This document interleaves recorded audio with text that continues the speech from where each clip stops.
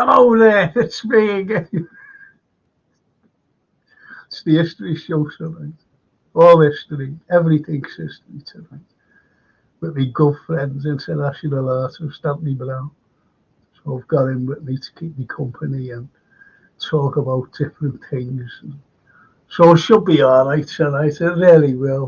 Got a great clip coming up as well at the break. So, yeah, I'd like your comments, by the way. To the chat out there, about Anthony's work, about what I do.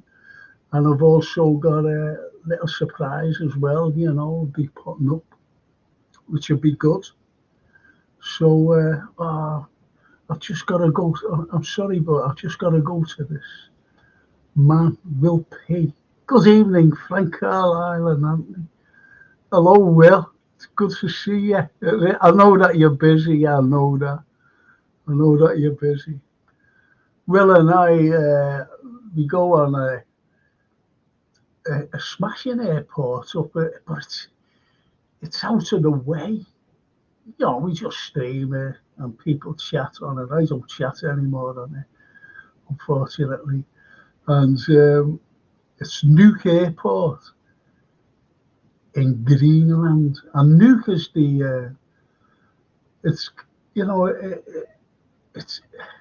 it's the capital of Greenland, and it's out of the way.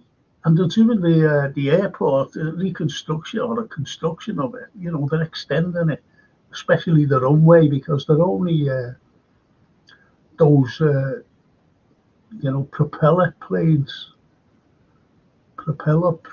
not jets. But the extension is to have jets, coming in from all over, not all over Europe, especially America. And as Will says, great to meet you the other week. You too, Will. It was really cool, honestly. It was really cool.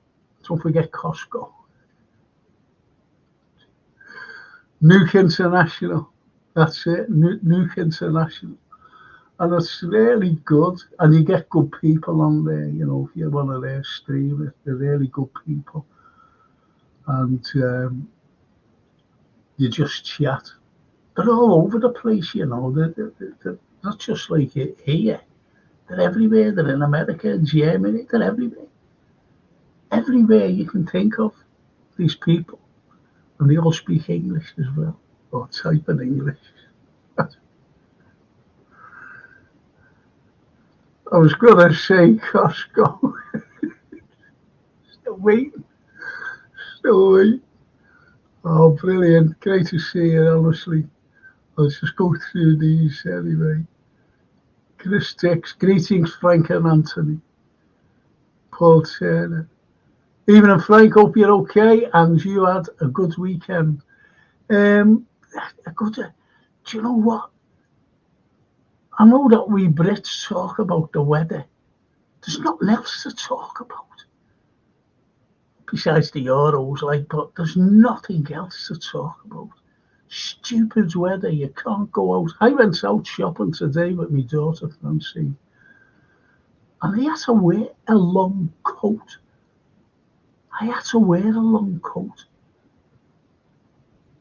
If you know what I mean.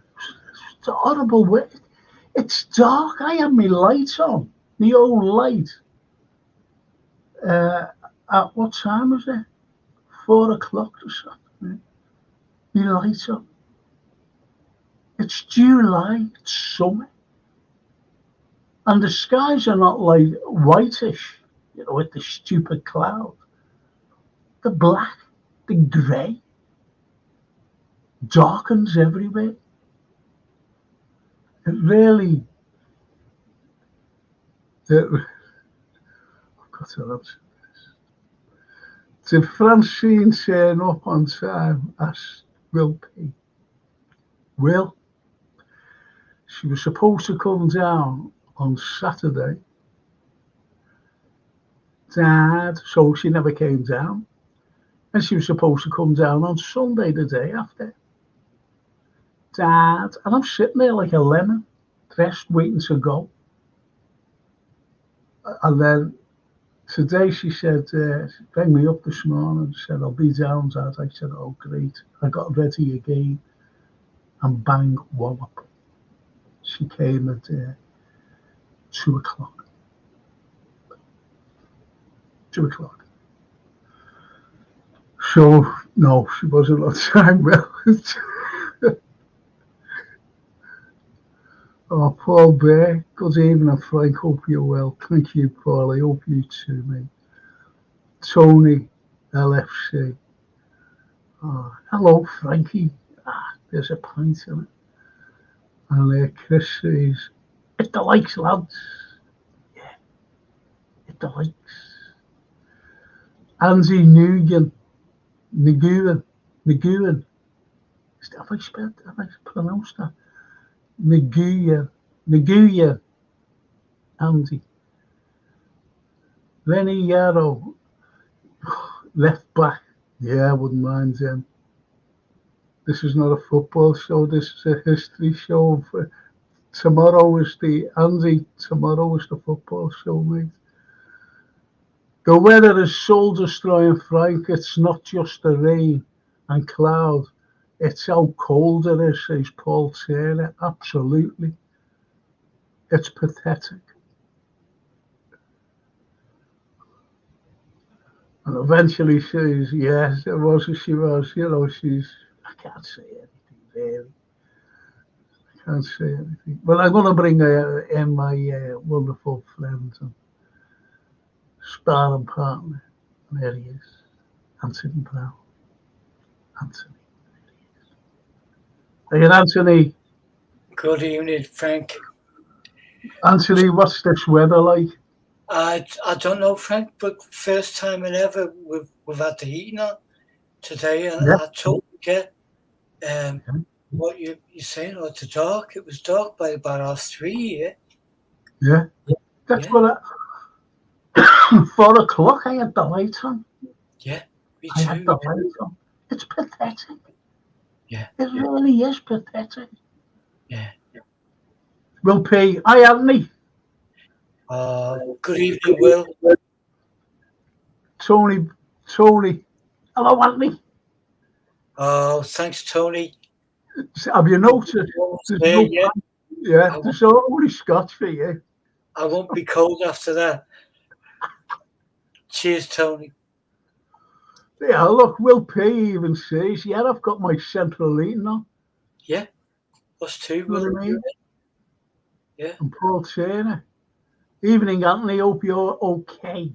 Evening, Paul. I'm in good company, so nothing to be gloomy about. I'm good. Thank you, mate. Hope you're good. Yeah, they're all good. These are good people. Yeah, look at this. Now, Will says he's got a central heating on. And Paul says, I'm under the duvet. Yeah. Totally go for all of that, yeah. Yeah. I changed my bed last weekend, right? And it killed. It's like going 5 rounds with put that duvet on or a good workout. Trying to put for me, I was knackered last weekend. Anyway, I was telling Francine, and I said, Francine, I was knackered. I said, I had to stop. I stopped in the middle of it, because I had to sit down. Done it. Anyway, she came today, as I said, went shopping with me, and went and made the bed. Made up. So I was made up with that, She's a queen. Yeah. Yeah. And I said, shall I get the baby something, when we were out shopping? She said, Dad, she's not a baby anymore, she's 12. But I said, she's my, little granddaughter. Baby, you can't just say her out. Anyway. Mad. And Paul Burke says, good evening, Anthony. I hope you're well too. Thanks, Paul. Good evening. I'm all good here. Hope you are too, mate. Thank you. And Paul says, we're We're getting old now, Frank. We're getting old and cold. How cold and put the heating on and struggling with duvets. Yeah, you wouldn't believe it, would you? You know, struggling with a bloody duvet. Not in July. No. Exactly. Well, Exactly. you look back at, I mean, technology is a great thing, and we've all got phones now that hold like multi-thousand photos. But if you click on what was going on this day last year, I Yeah, guarantee we'll be walking around in sunshine. yeah, You know, yeah, exactly. Well, it was only this time, exactly last week. You know, someone said to me the week before, we're going to have an heat wave next week. And I went, okay, you know. yeah, And I went out on the Tuesday, a week, you know, tomorrow. yeah. And, well, a week, last week it was. And I sat there in the heat, and it was great, you know. I felt the vitamin D doing wonders to me stupid face. Yeah, And that was it. It's over. that Finished. was it. Yeah, yeah. That was our heat wave. That was our summer. That was it. Yeah. Shocking. Absolutely shocking. But anyway, you know, it's. And Will says, when Paul says we're getting out, I'm only 21. Well, he says, you got to carry on my ship. We only had 2 sunny days last week. Yeah, exactly. Yeah, that's what we had. Yeah, yeah, That's why, you know, it's my ability to walk now, you know. And I'd be away now. I'd be away. If I was okay, I'd go away. I'd just get off somewhere in the sun because I'm fed up with this weather. would you be And back in Italy or? it doesn't half depress me, you know. It Yeah, really does. It depresses me. But I hate winter. I've always hated winter. yeah, I don't like it. Yeah, And do you yeah, know what, though? As I said, I went out in a long coat. Well, you know, down to my knee coat it was. Because Francine, when she phoned me, she said, it's raining, you know, that. I said, yeah. I can yeah, hear it on the window. yeah. Anyway, and, you know, the 1st of July, middle of summer, and you're wearing a long coat, and it's cold as well. Yeah. People putting the heat on. And the price of heating now, you know, the hike of everything, all the utilities, it's terrible. It is. It's gone. It It's really is. absolutely insane. It's like King John days. You know, even though King John wasn't the baddie, his big brother was. But yeah, it's like that. It is. It is. And Paul says, I've felt warmer on a frosty morning. Yeah, yeah, And Paul says, can't stand the winter. You get through that, then this is what we have in July. no, Exactly. no. Exactly. I've got to mention my sponsors. And you know, I don't have to thank them because you know, they sponsor the Frank Carlyle Show. And Fantastic. they're brilliant, you know, Anthony. And they get painting services, and they do commercial, domestic as well. And if you're at NHS work, if you're an OAP or you know an elderly, not an elderly couple, if you're a senior person, you get a great discount. OAP, NHS worker, and a senior, you get great discounts.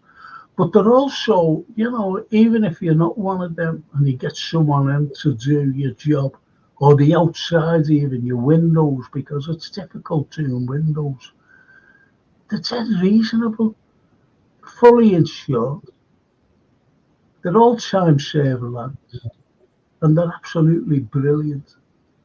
Honestly, they are. I'm not just saying that. I'm not just saying that, because they sponsor the Frank Carlyle Show. They are. They're absolutely first class lads. And as I said, if you're a senior and at NHS work, you get discounts. And if you're not one of them, if you don't qualify for being one of them, they are very, very reasonable. Believe me, believe me. And Chris Dix, now he's in Montenegro. It's whether Report Channel or whether it's history. Yeah, yeah. That is history because we just gone through, a load of it. Whether or And, not. yeah, do you know what though? Do you ever remember? Oh, it was like buying a house here. I forget what it was called. It was on BBC, I think. I don't know. You can either buy a house here or abroad. You had one presenter abroad and a presenter here, and it was around the same time. And when they were here, darkened skies, grey skies, sometimes raining. This is supposed to be the summer. And when it went over, they go, oh, well, we go over to Spain or wherever they were going. Blue skies, sun, shirt sleeves. So that's the difference. That's the difference between here and abroad. That's why loads of people buy, I forget what program, Home and Away. No, was it Home and Away? You're buying a house home or away. Yeah. And, that's the thing. It's always grey and grimy here. Grim, not grimy, grim.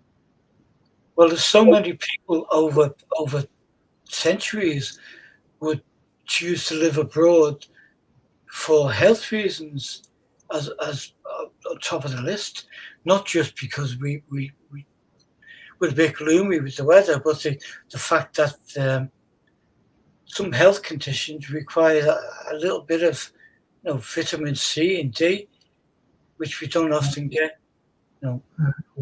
I if Lane and I always said that if we won the lottery, I still live here because this is just home, and but it'd be nice to dip in to somewhere else fairly often, Well, that's why people, they can afford it. They buy little boat rolls. Yeah. In the sunnier climes. They always seem to go to Spain for some reason. If they go to France, they go there to live, if you know what I mean. The south of France. Yeah. They buy in, some of them buy in Italy. But it's for the sunnier climes. That's why it's to get away. Yeah. To get away. Yeah. And I used to always watch Police in the Sun. I used to love that. And it was just to get away from the bleeding, to get away from the weather here. Yeah. Just to get away,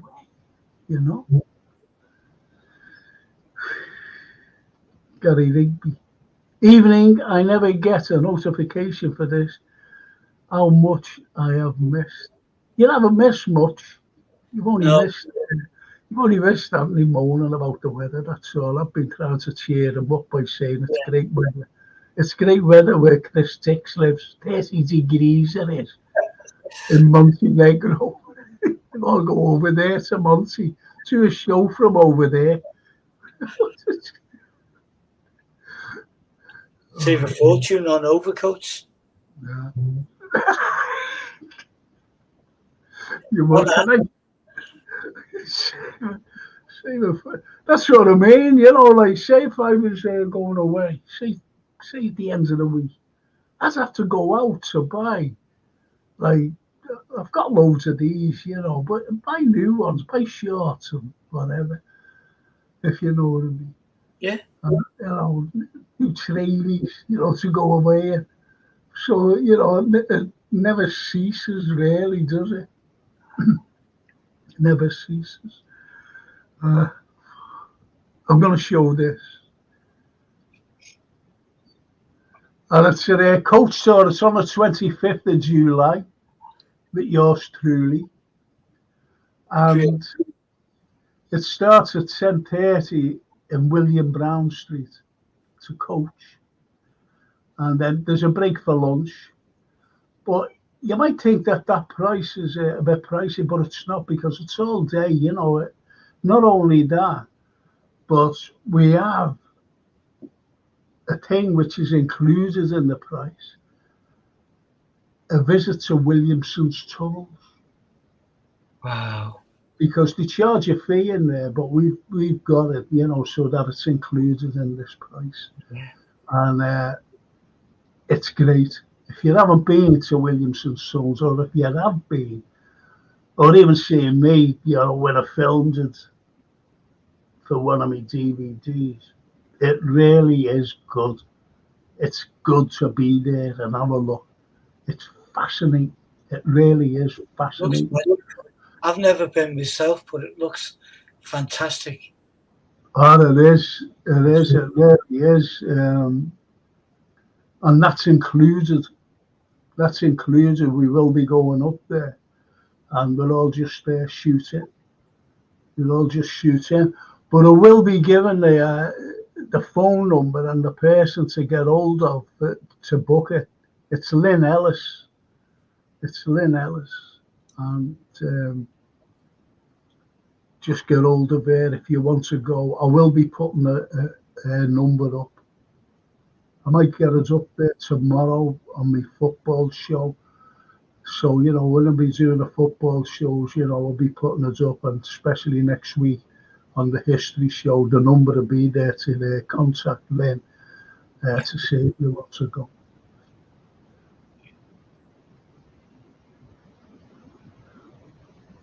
Brilliant, Frank. And Lynn. Do you know, Will P? Yeah, look, Gary Rigby says, I had 4 summers in one go when I went to Australia twice. There you go. Ah. There you go. Will P says, I don't know what all the moaning's about. The sun came out for at least 10 minutes today. I must have missed that. I must have been asleep. Must have been. I fell asleep when I came. Funny enough, Jason always phones me, you know, at a certain time, 5 to 8. Normally I'm sitting here, or, you know, ready to go. He woke me up. I fell asleep. Zonked out, sitting on the couch. A big lemon again. Frank, have you seen They Are Knocking Down Littlewoods? My heart sank walking up. I didn't know that.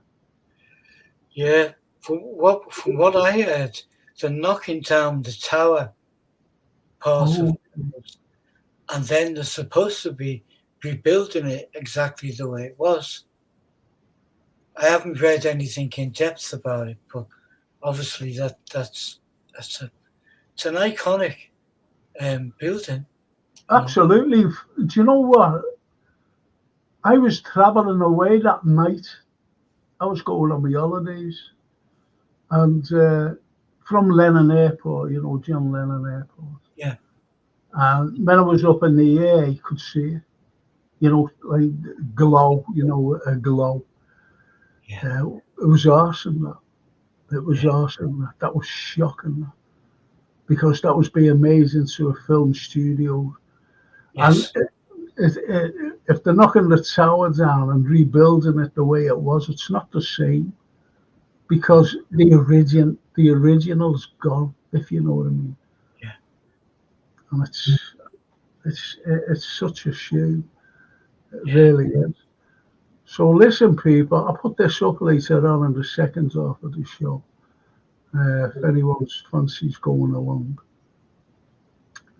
If anyone fancies it, that is.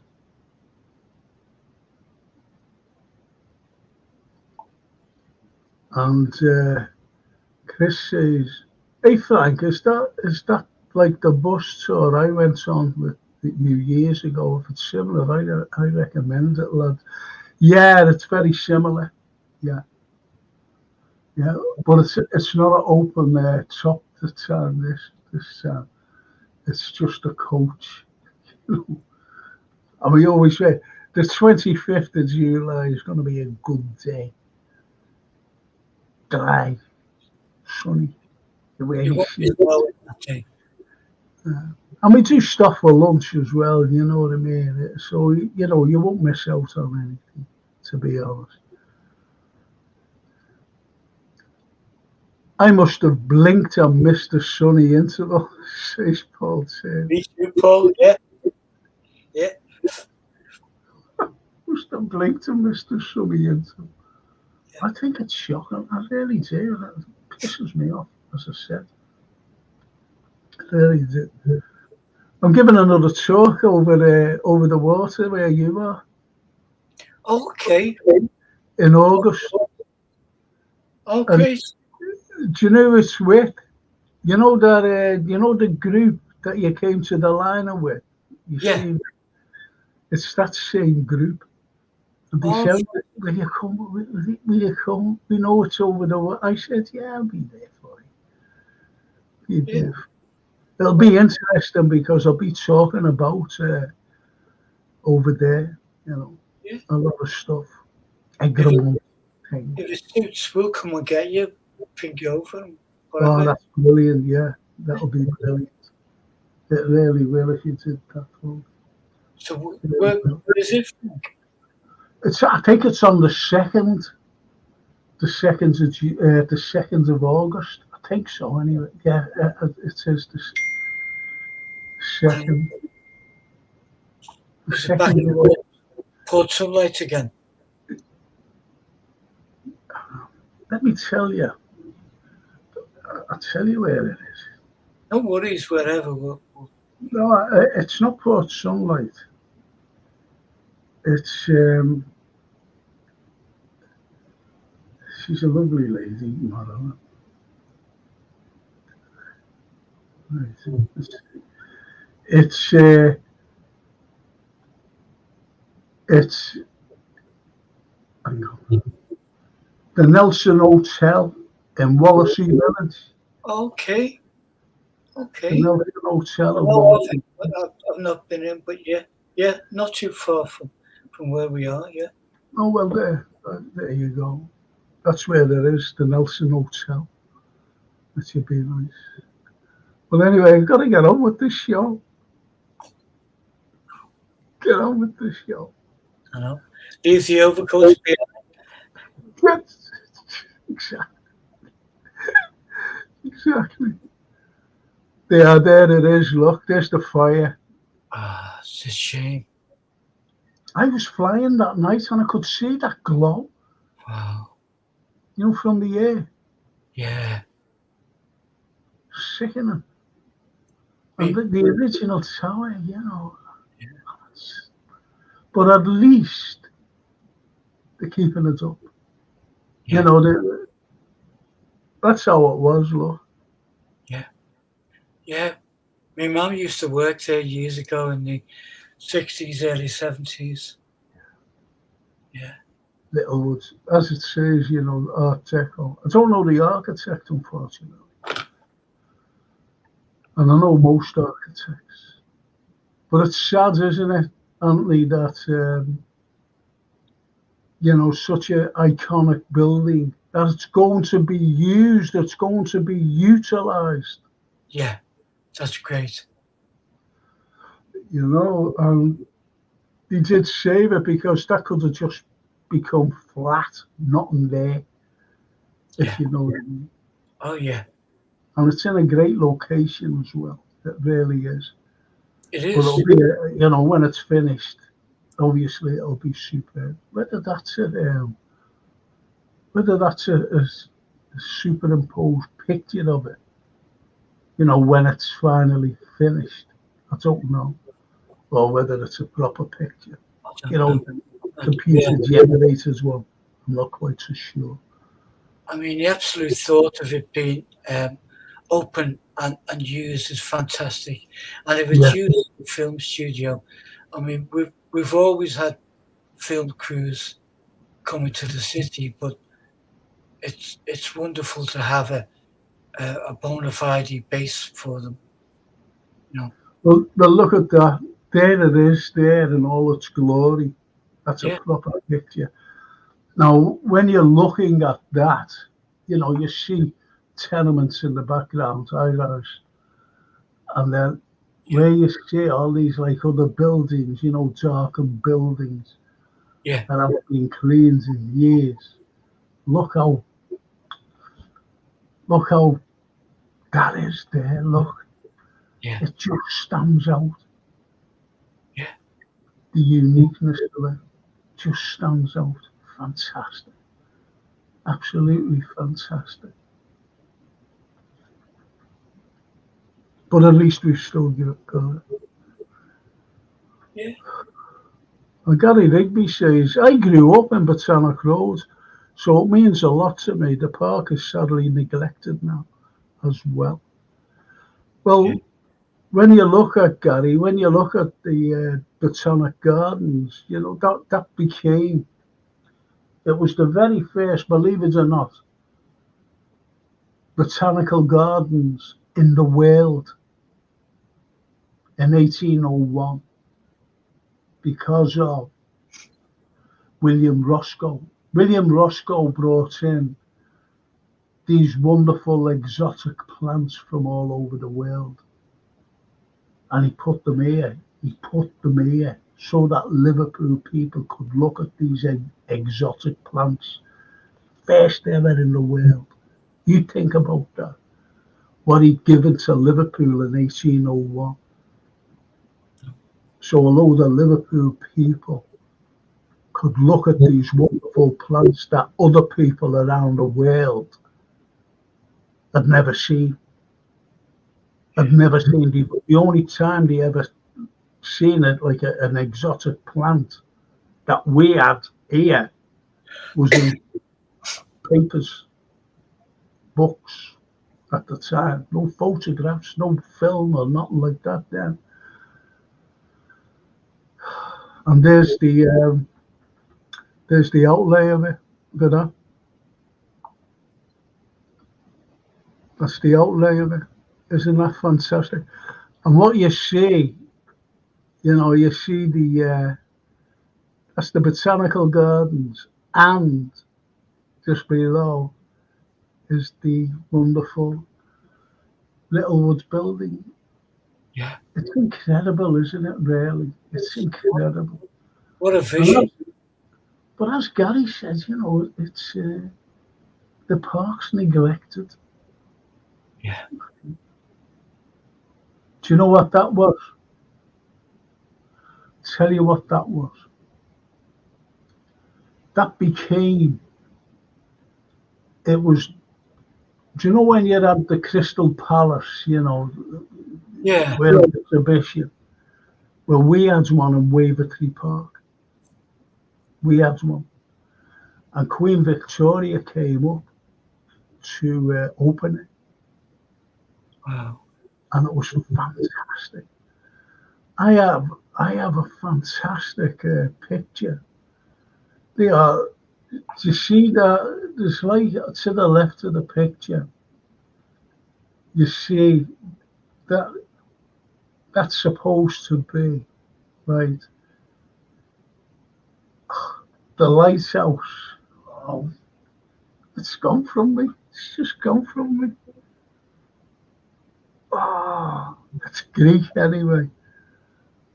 Oh, forget the bloody lighthouse. That'll come to me later. But it's well known. It's well known in Greek legend what the lighthouse is. But also you had,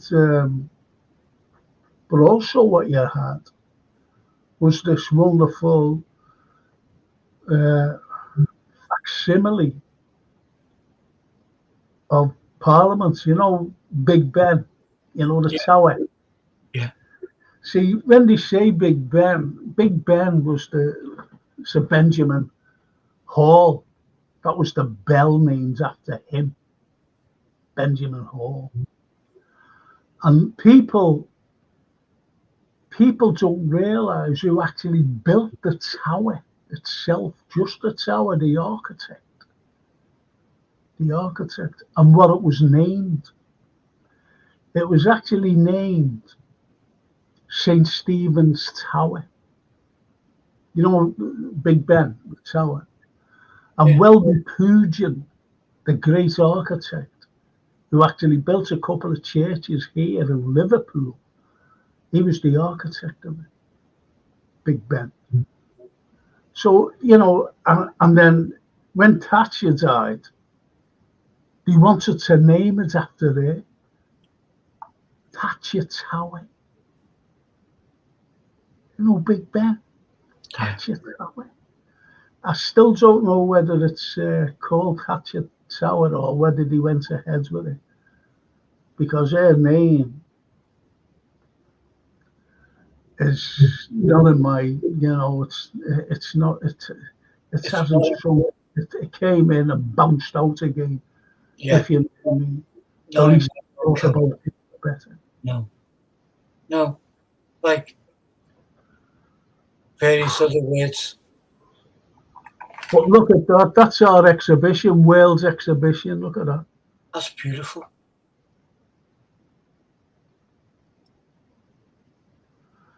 We had a rodeo here, the turn of the 20th century, a rodeo. Wild Bill Hickok. I remember talking to, our mutual friend David Charters. David, yeah. What a beautiful soul he is. But his passion was Native American Indians. Yeah.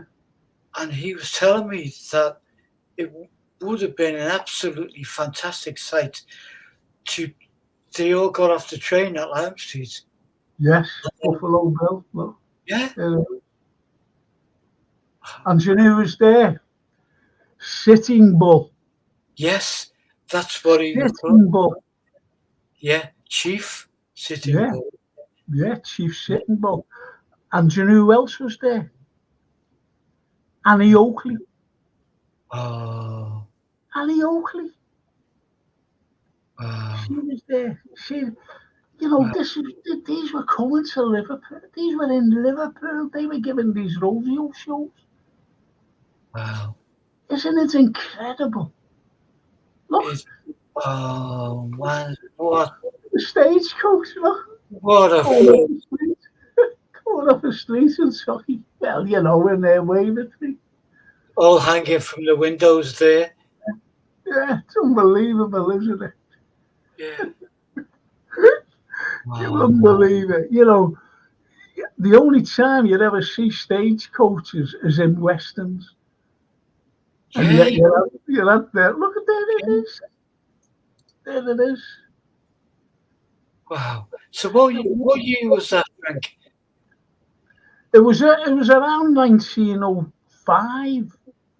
I know it was pre-World War One. I know that. It was just at the beginning of the 1900s, the 20th century. It was around I'll say between 1902 and 1905. Yeah. Amazing.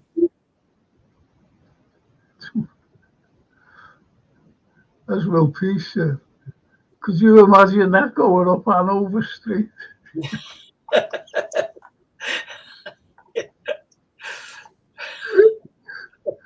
But isn't it wonderful? This is what we gave the people.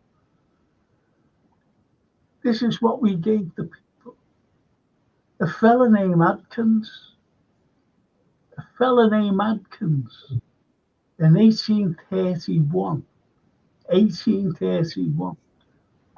opened the very first zoological gardens here in Liverpool, in Shield Park. Wow. And so that the animals wouldn't get I don't know, where the feet, the paws, I don't know what you call them, their feet, paws or whatever. Well, Shield Road, believe it or not, Do you know?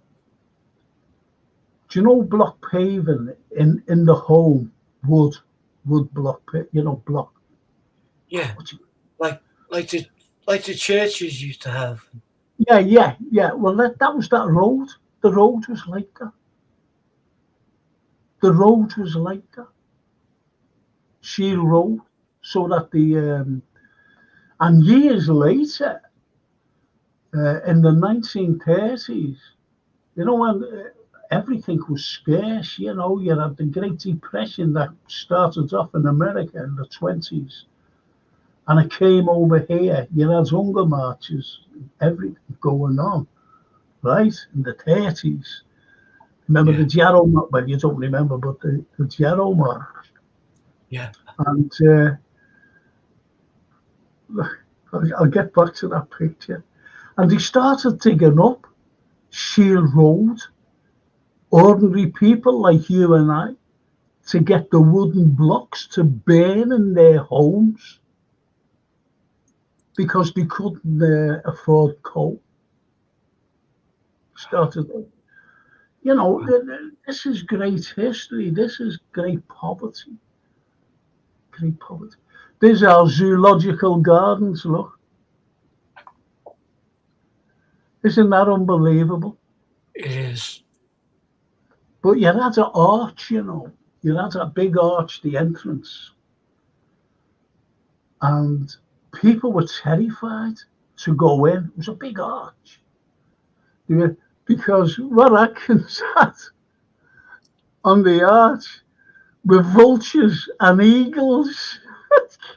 Oh my gosh. Vultures and eagles. You wouldn't believe it, would you?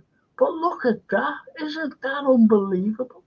That's just It's stunning, honestly. It's stunning. And this is what we had.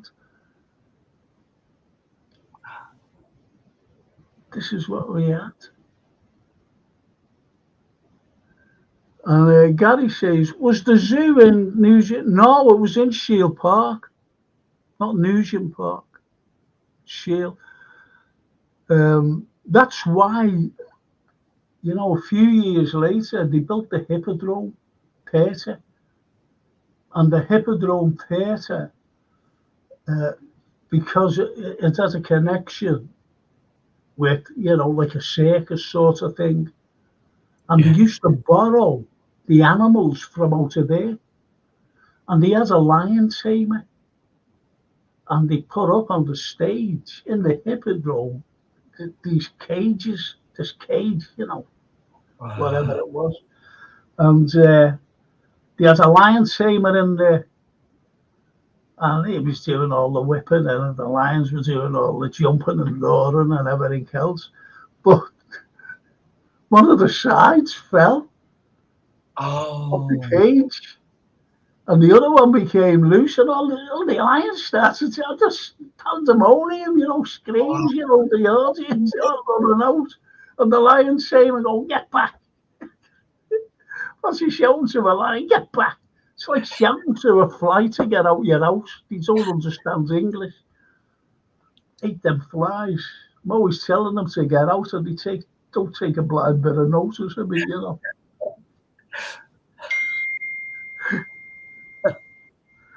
Mad, isn't it? But look at that. Isn't that fantastic? It looks like a foreign land, didn't it? Yeah, it does. That's Shield Park. Shield Oh, Park. And people say as well, that it wasn't it was in Germany, and it wasn't. It was here. It was Liverpool, 1831. 1831. And I don't know why they get the Germans to. There are two things. One where they're trying to say, oh no, it wasn't there, it was in Germany. The other thing was the X-ray. The other thing was the X-ray. They were trying to say, oh no, that's in Germany. No, it was here. First in Holland, it was here. The first X-ray. The first X-ray. And the other thing, so you've got the zoo and the X-ray. I forget something else now. Oh yeah, in Paris, the very first hotel cum department store, and it was, the Marks and Spencers Yeah. in Church Street. It's gone now. Yeah. It's gone now. Well, that was Compton Hotel, and that was the very first hotel, and department store combined. Do you know what? And do you know what it was? What a fella named Haig designed it, and what it was, I forget the name of the fella. His little shop burnt down, and he said to his mate, "Will you can you design it?" He said, "Yeah, all right, I'll design it." And he said, "Yeah, I've done that thing. Here's the design. Do you want to see it?" He said, "How big's that?" Because he only had a little shop. You know He what? only had a little. He said, "I can't afford that." He said, "You'll be all right." And there it is. That's a hotel Yeah. cum department store, and it was opened in 1858 by Haig, a fella named Haig. And And it's as beautiful as that. yeah, well, the point is, Anthony, is that I'm sure it was some stupid English person, doesn't want to give us any sort of credit for the world's first. Yeah. And this, anyway, they say, no, it was the one in Paris. We opened it 6 months before Paris opened theirs. I forget the name of the Parisian one. I always used to remember it. But, it's gone. It's gone. But that was the first in the world.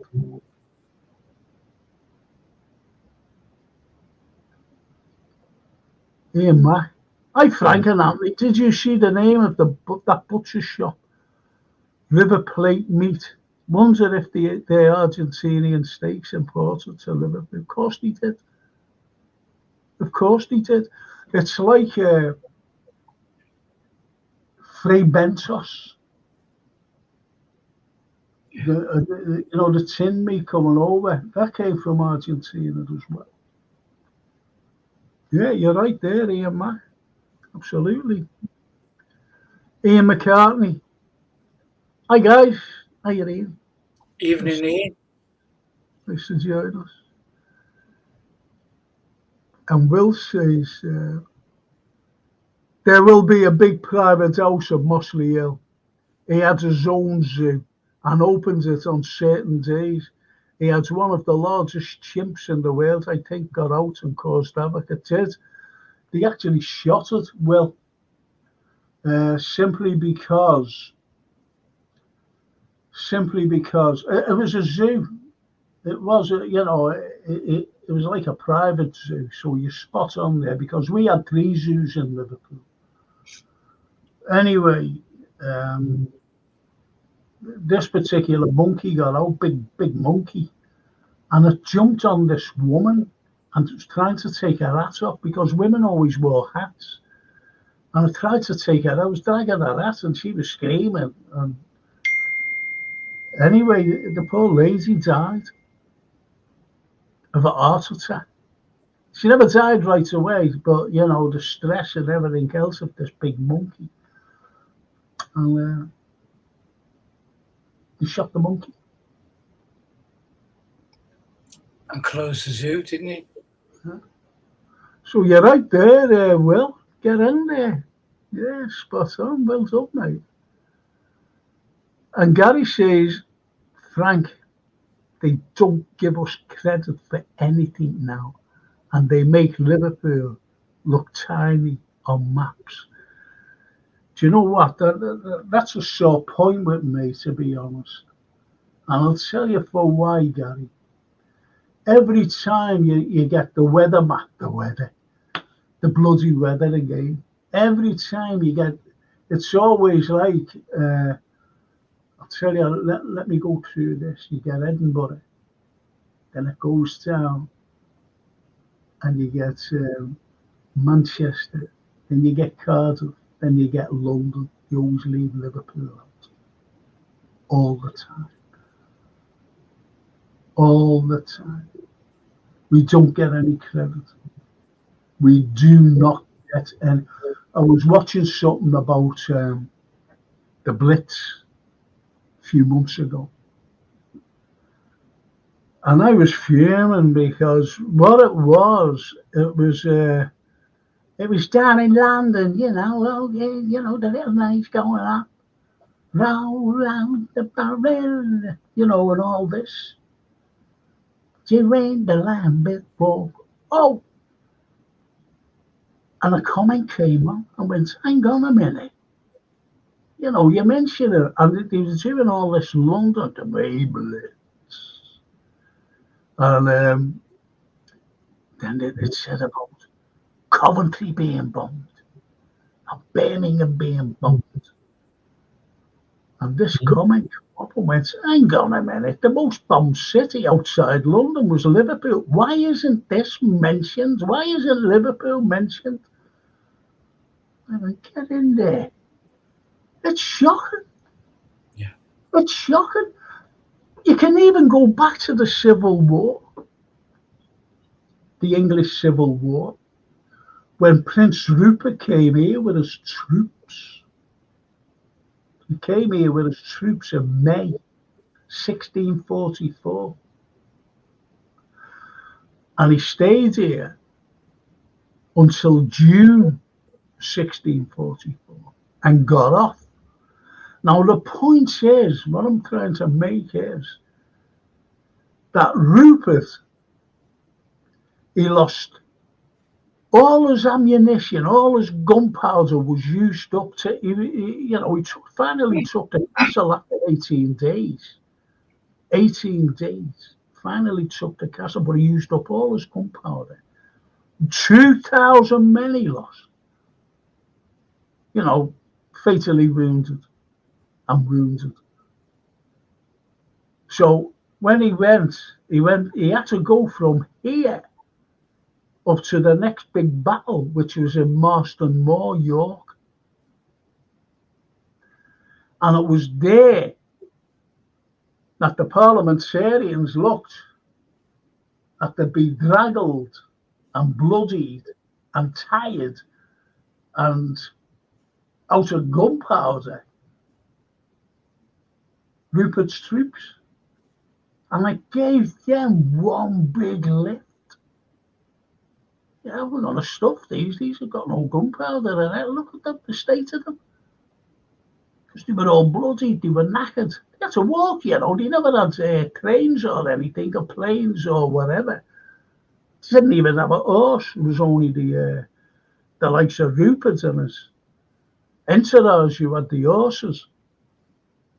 And when he got there, it gave them a big lift. And that was when, at the Battle of Marston Moor, that Charles I got off. His advisor said, you better get off, we're losing this, which they did lose, by the way. And he got off to Scotland, where he surrendered himself to the Scots. Yet, Liverpool never gets mentioned.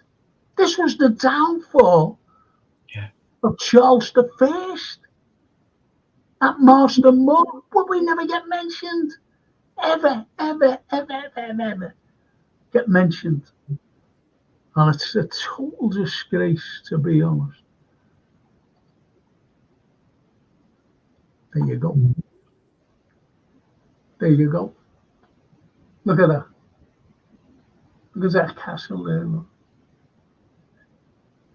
See, they had to cross the pool. See the pool coming through. You've got the castle, you've got the Mersey at the top there, you've got the Welsh Hills. That's a fantastic picture, though. That's a fantastic picture. Love it. Yeah, me too. That's how I've ever seen a picture. And do you know where that's taken? Do you know Everton Road? Yeah. You've got a pub named Campus. I forget what it's called. The Campus or something. A pub up in Everton Road by St George's Church there. Yeah. And that's where they camped. That's where the soldiers camped. But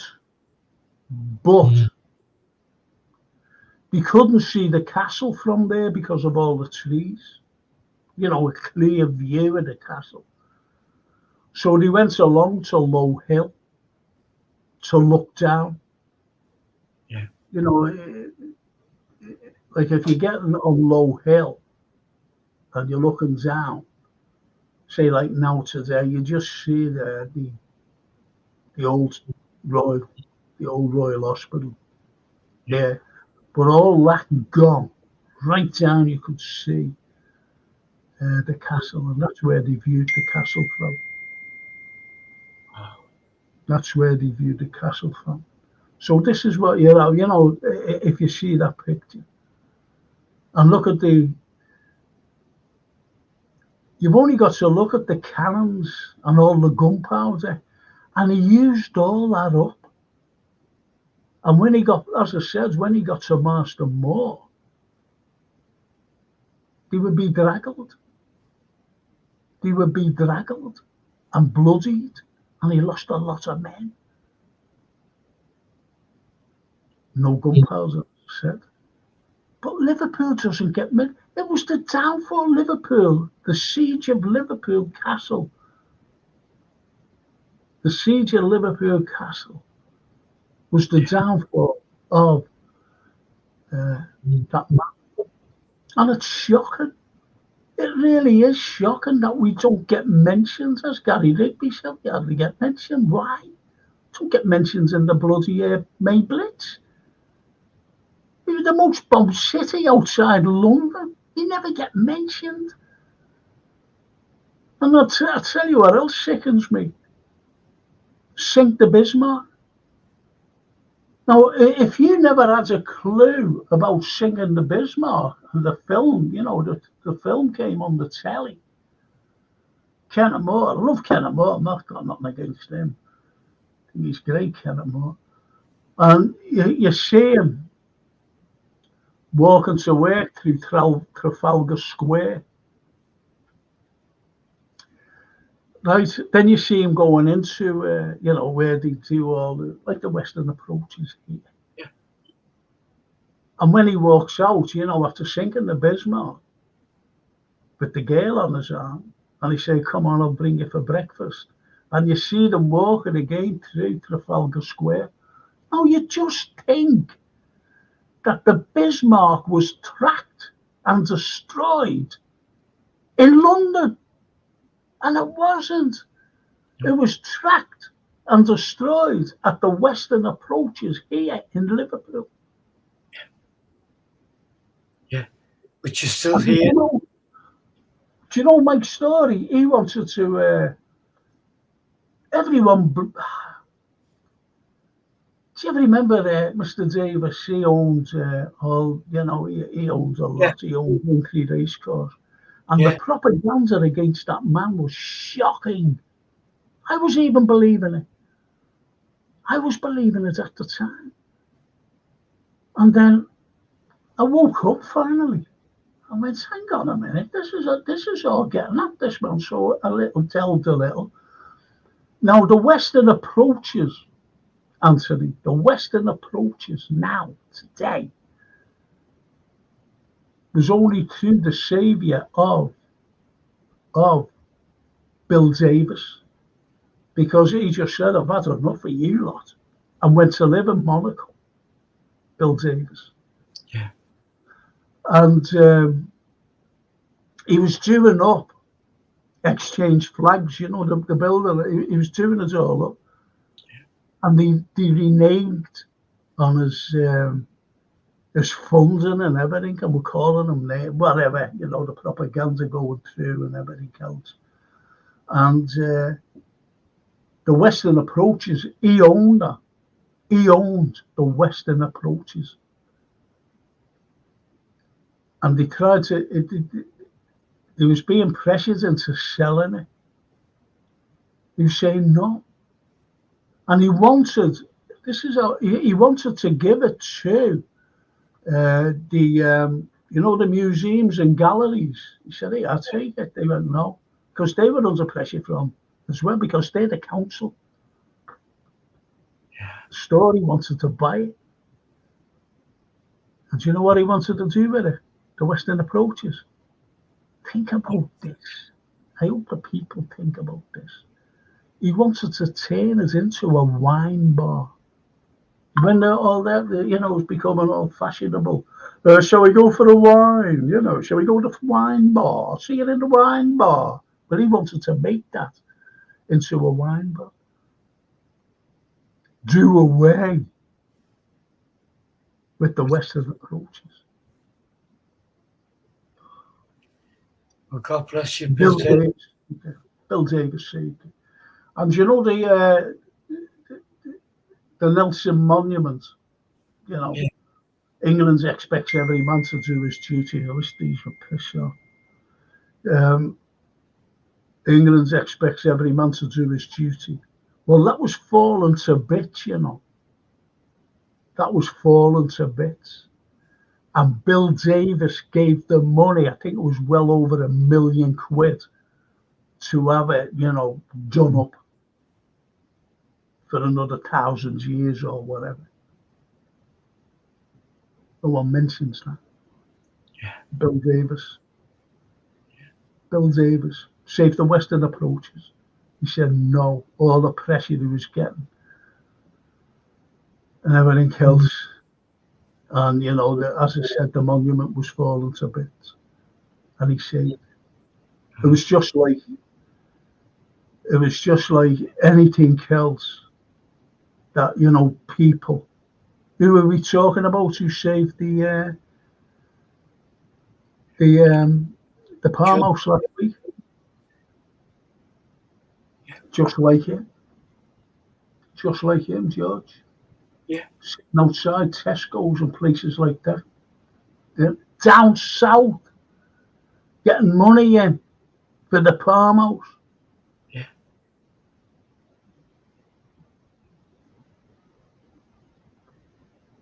So, but anyway, as I said, we still never get mentioned. But isn't that brilliant? I've never seen that picture before, No, I've never seen that. Ever.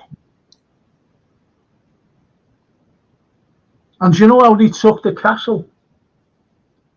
Tell you how they took it. They took it by, battles were won and lost in a day. Won and lost in a day. Because loads of battles that took place one day, they never really, the losers never really lost it because they just got fed up.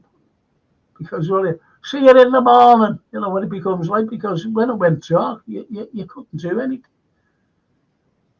You couldn't see your enemy or anything like that. So they used to, wait till the next day and battle on. But some battles, can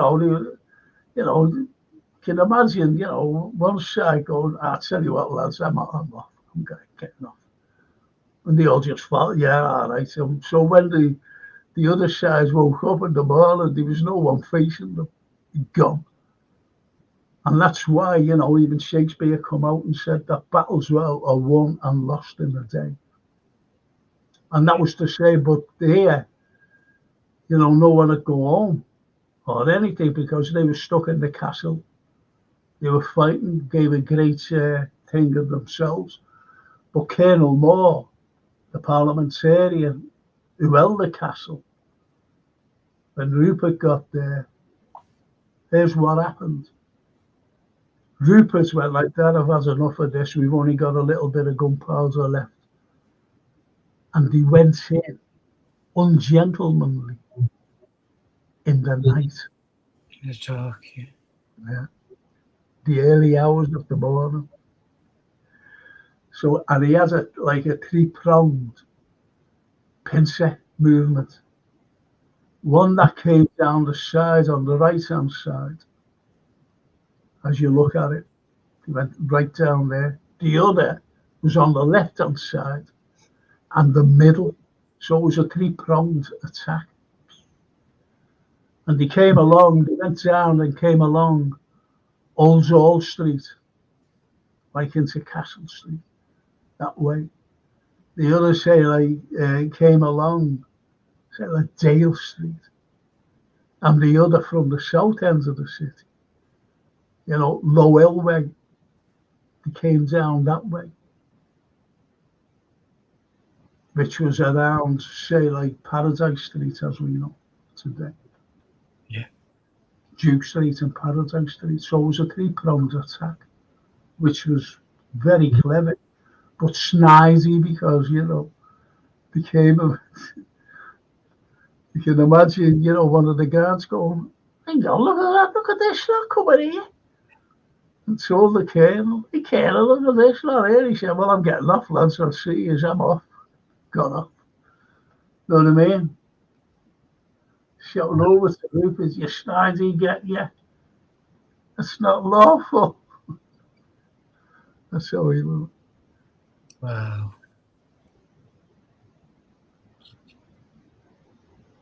And Gary says, I'd like to know what's going on. It seems to get worse every year, every year, of course. See, I say it's a lot of jealousy. See, Yeah. don't forget, I was talking to that film, Kirsty. Is it Kirsty? You know, I don't watch it. I haven't watched it for years. And I seen him in Hope Street. Phil and Kirsty, you know, like Holmes. Yeah. And I said to that Phil, I said, have you been around here? He said, oh, yes.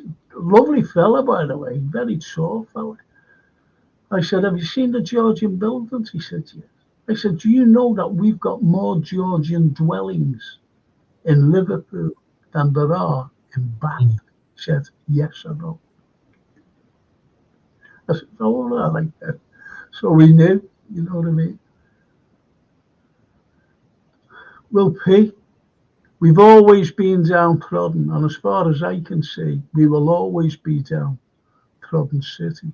We'll always be a downtrodden city, sad to say.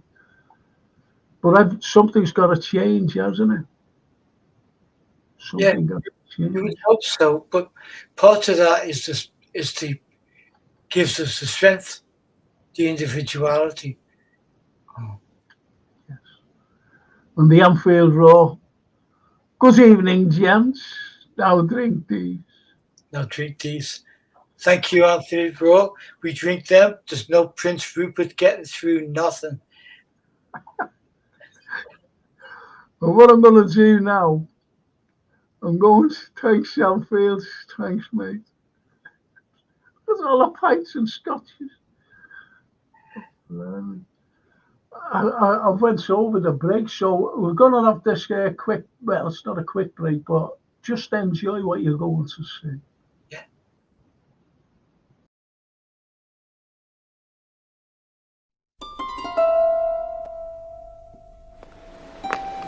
We've taken the short journey from the man in the pyramid to the man in the tunnels, the mole of Edgehill.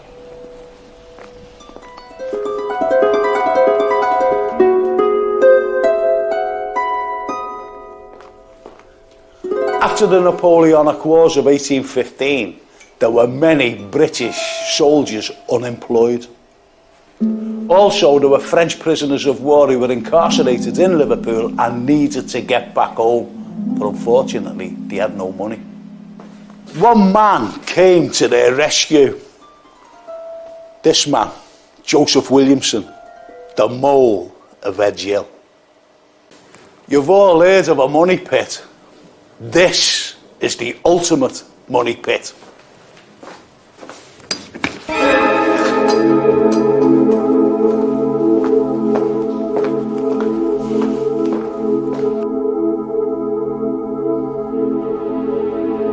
The French French and British soldiers who were once bitter enemies were now working side by side.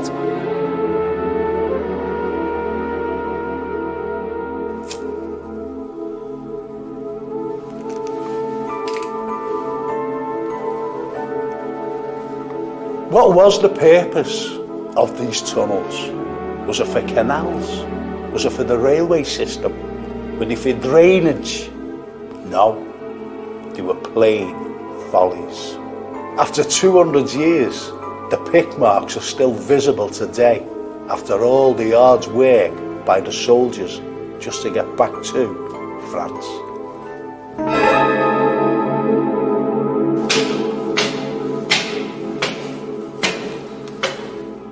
Joseph loved his wife that much that he had a tunnel specially dug from his house in Mason Street up to the church in St Mary's, so that if it rained, she wouldn't get wet.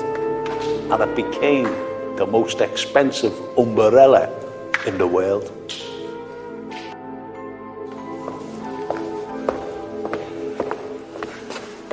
Joseph Williamson spent the equivalent of £26 million of his own money so that soldiers could go back home to France and so that he could live underground just like the mole.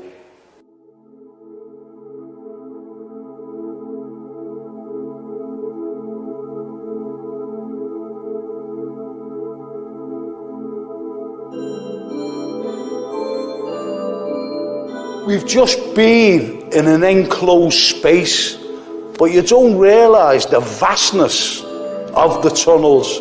Just have a look at this.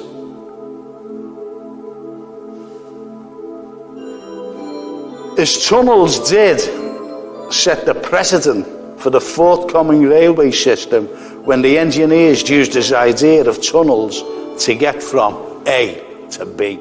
The tunnels are still being excavated even today, and some of the finds have been extraordinary. The likes of crockery like this, wonderful old bottles like this, but one of the finds is this. Just take a look at it. And it's an old kiddie's car. It could even be yours. I'm looking at it, I think it's run out of its MOT.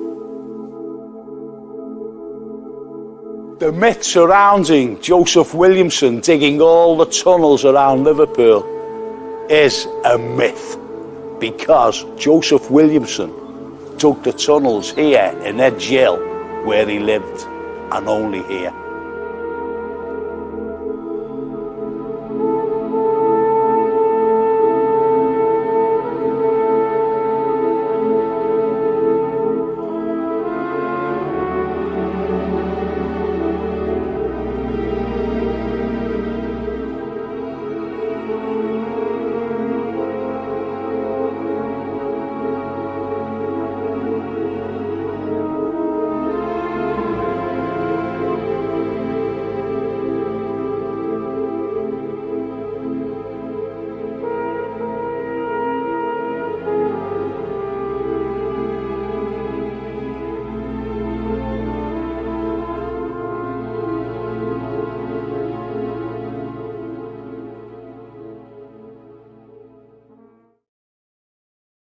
There's two ordinary Liverpool pigeons going about their daily business.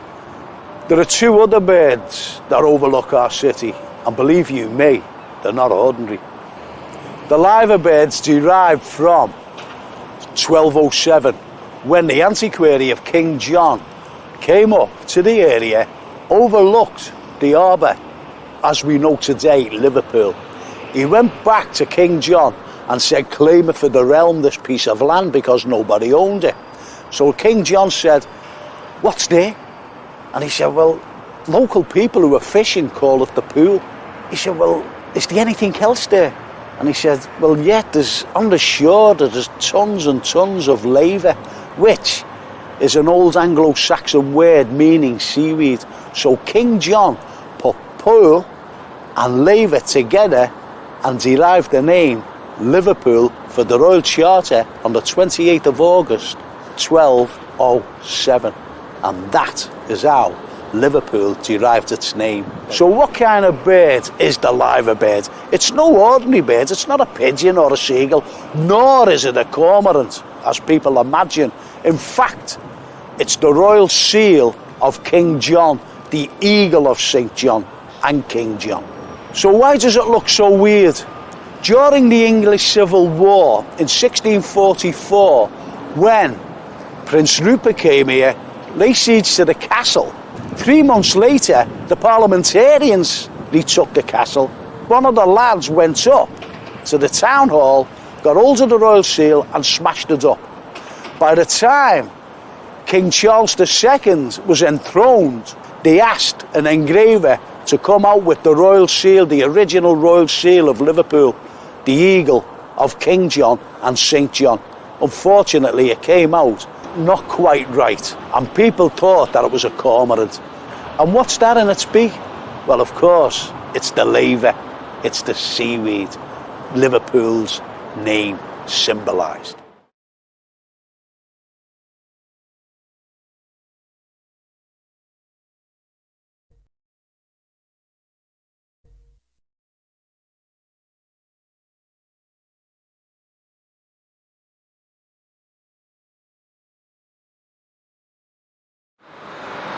Remember when I mentioned the orchard, which was at the back of the town hall, where all the business of Liverpool was conducted? Obviously, it's there no longer. However, on the 21st of August 1775, the sailors unrigged all the ships in Liverpool because they went on strike. Why they went on strike? The merchants decided they wanted to make more money, because the sailors were on 30 shillings a week, so they decided to take 10 shillings off them. And don't forget, people were living hand to mouth in those days, and that includes the sailors' families. Some sailors were actually incarcerated because they went on strike, and they were incarcerated down at the Tower, which is at the bottom of Water Street, and other sailors went there to freedom. So on the 1st of September 1775, they congregated outside the town hall, 2,000 of them. In Castle Street, there were gunsmiths, and the sailors went into the gunsmiths and brought out pistols, cutlasses, muskets, and they also brought 2 cannons from a ship placed here to set siege to the town hall.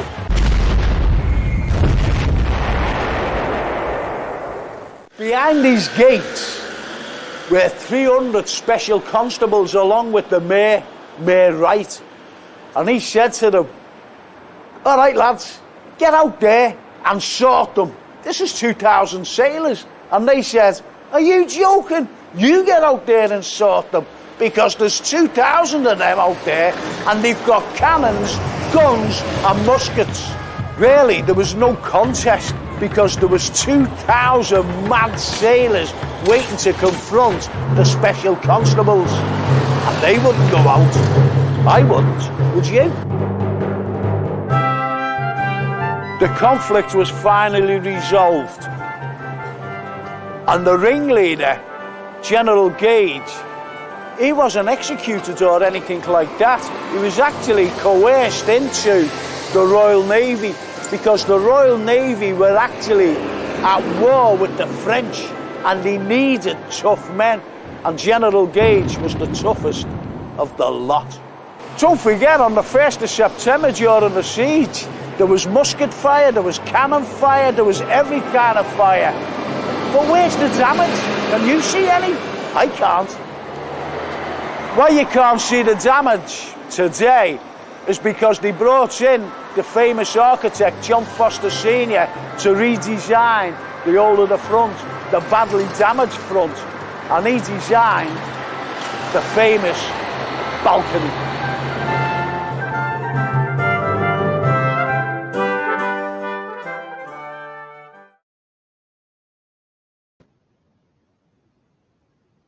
What do you think of that?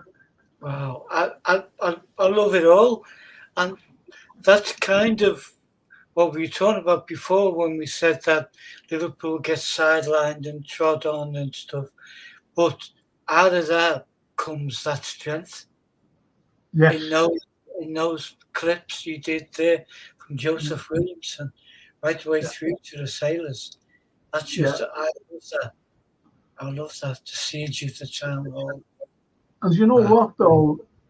It's like it's like everything else when nothing ever gets mentioned about Liverpool. Nothing. And I'm saying nothing. And I'm not exaggerating either. I'm not exaggerating. When it's like the first wet dock system in the world. 1715 had opened. And every country around the world, cities here as well, copied it. Does it ever get mentioned? Nah. No. Never gets mentioned. The first passenger railway system in the world. Does that ever get mentioned? Nah. Manchester tried to, especially, what is it? Look Northwest, the BBC. Yeah. They tried to copy it, they said, oh, it's ours. No, it isn't. No, it isn't. Liverpool lads. Yeah. But that never gets mentioned. No. It continues. It goes on and on. Of course, as Gary Rigby says, we don't get mentioned. Never get mentioned. And the tunnels itself of Williamson's, when they were confronted, the railway people, when they decided to have railways, throughout the world, they were coming against mountains and everything. And they said, well, how are we going to get through these? Until someone suggested, there's a fella in Liverpool, he made these passages, and it'll be all right, just have a look at them, see what they're like. And he went down, he went, whoa, this is brilliant, this, because of the sheer size of them. Because of the sheer size. As Will Peace said, they are amazing, the size of some of the tunnels. And that's it. That is it, they're huge, And if anyone goes on this wonderful coach tour on the 25th, you'll be going there. You'll be able to see them for yourselves. You'll be able to see them for yourself. And as I said, everything's included in the price, getting in there. And it's well worth it. And Will says, brilliant, that. Thanks, Will. Thank you. And Richard Hutchinson. Hi, Frank, Anthony, and guest. How are you all doing? You never walk alone on many thanks. Thank you, Richard. Good evening, Richard. Gary, they stole everything from us. I could be here all night with examples. So good. The very first overhead railway. Now, I keep saying this. I always remember taking a nice group of people from Hampshire around Liverpool. I always used to go, I always forget the name of the place. The Gladstone building over the wall. Forget it.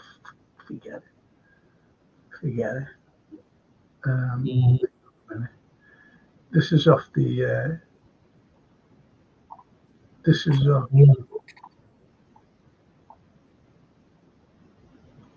As Lynn says, and she's the organizer, by the way. She just hires me, and she said they get 2 tours for the price of 1, and that's true. That getting into Williamson's tunnels, but also the tour around Liverpool, where we stop off and get off and talk about different things, all historical things. It's fantastic.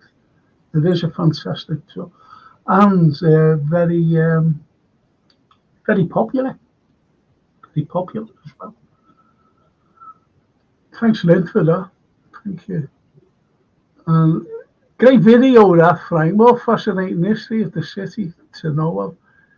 Yeah. See, we did the overhead railway, and when you talk to people and you say, give me three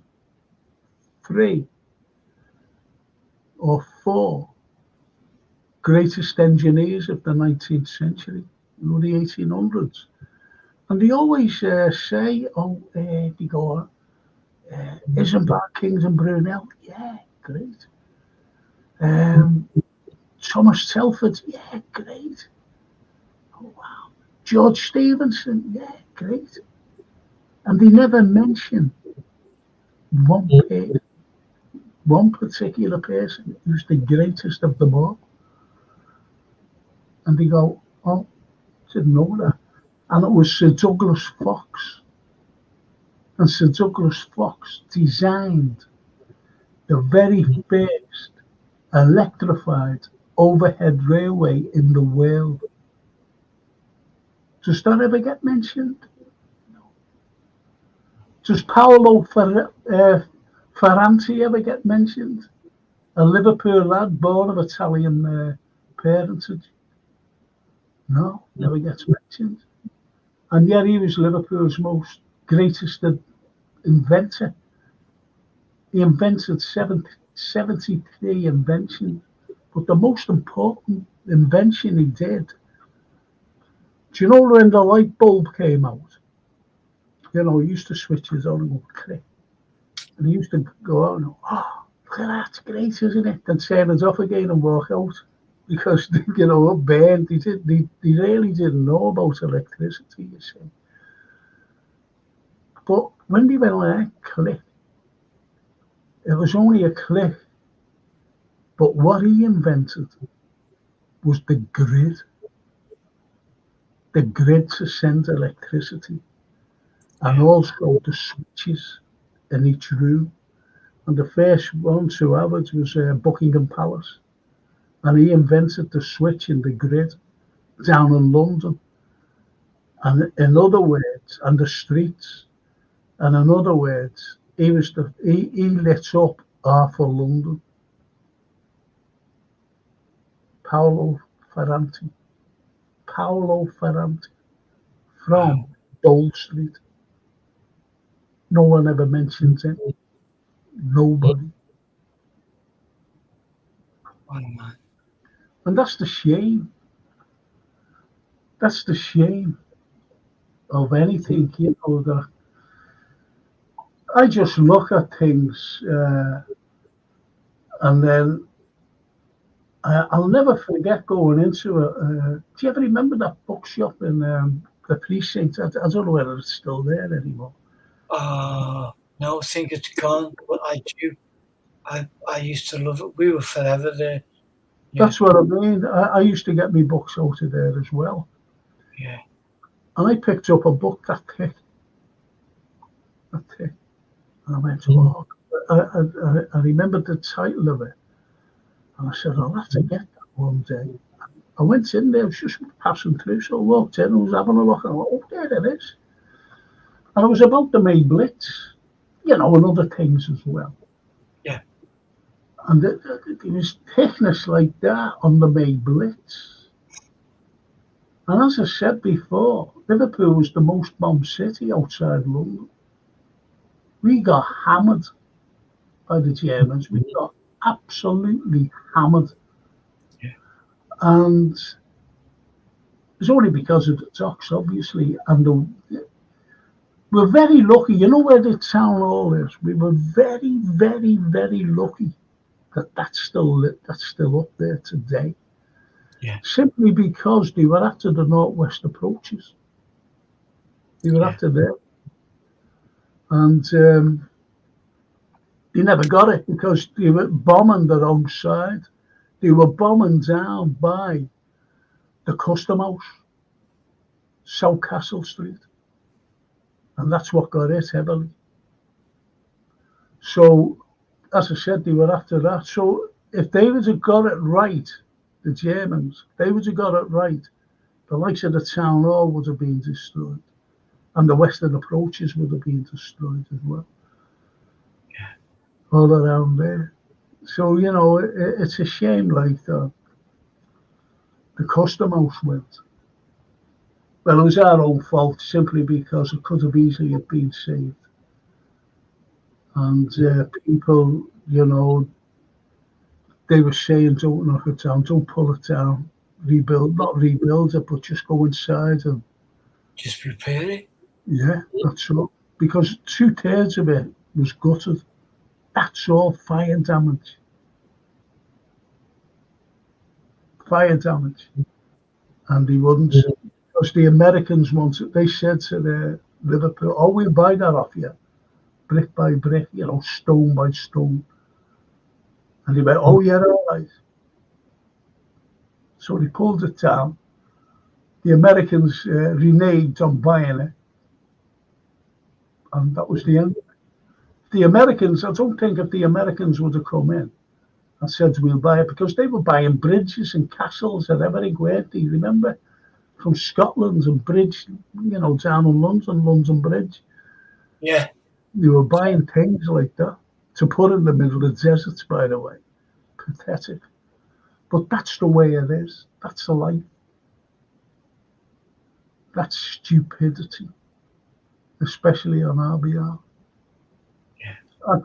See, I scream out all the time. As I said, when I was going on about these people from Hampshire, I was going around and I was saying, well, this Liverpool, oh, and this lady was saying to me, oh, no, it couldn't have been, it must have been London.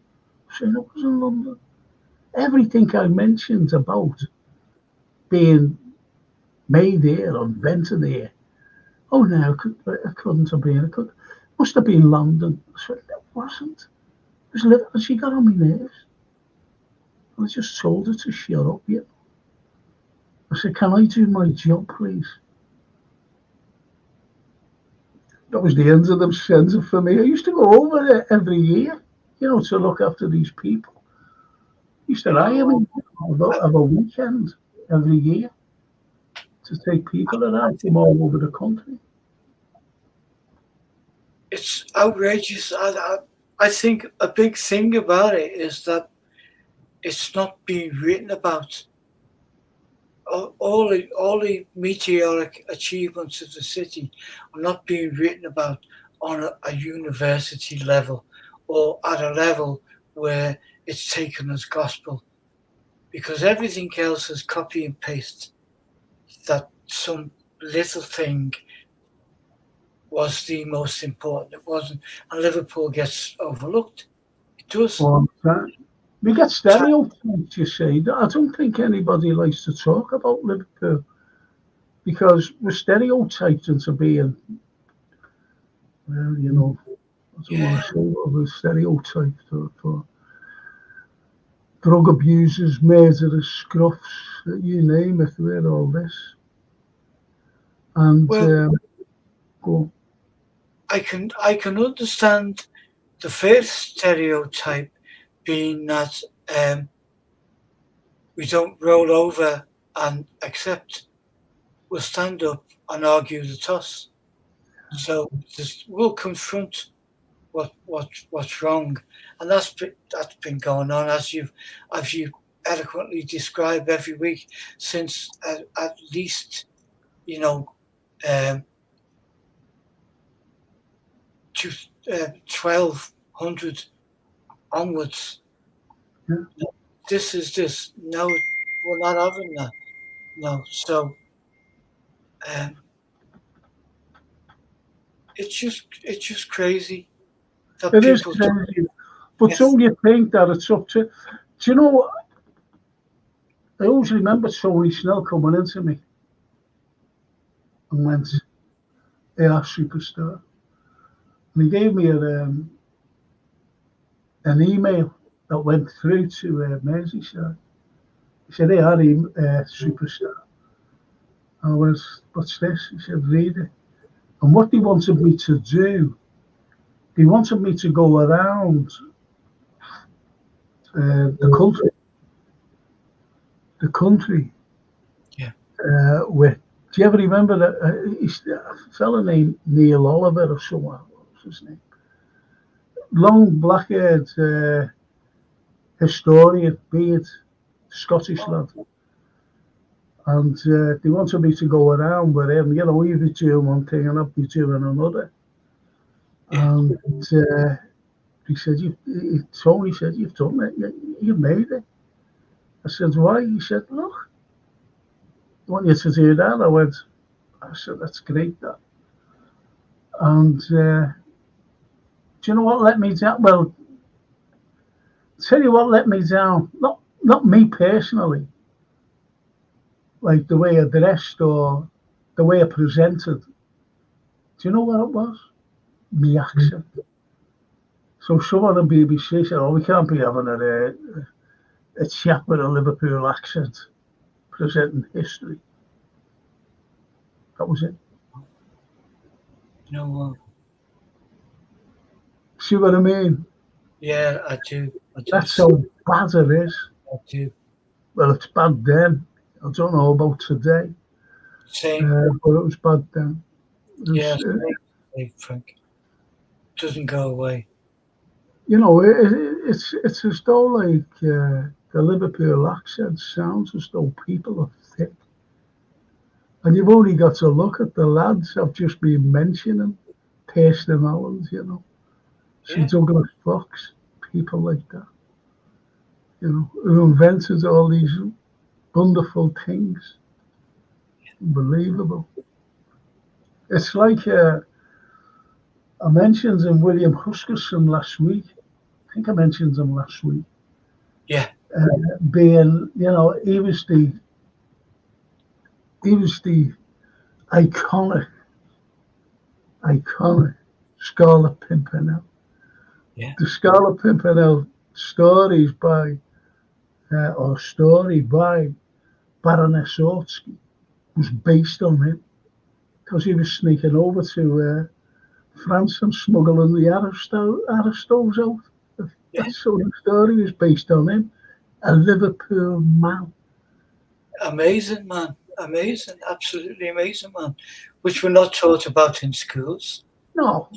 Of course, in the great realms of history, as you know, it gets reworked a little bit. Yeah. So if he's got an accent, he'll have a Bond Street accent now. It won't be.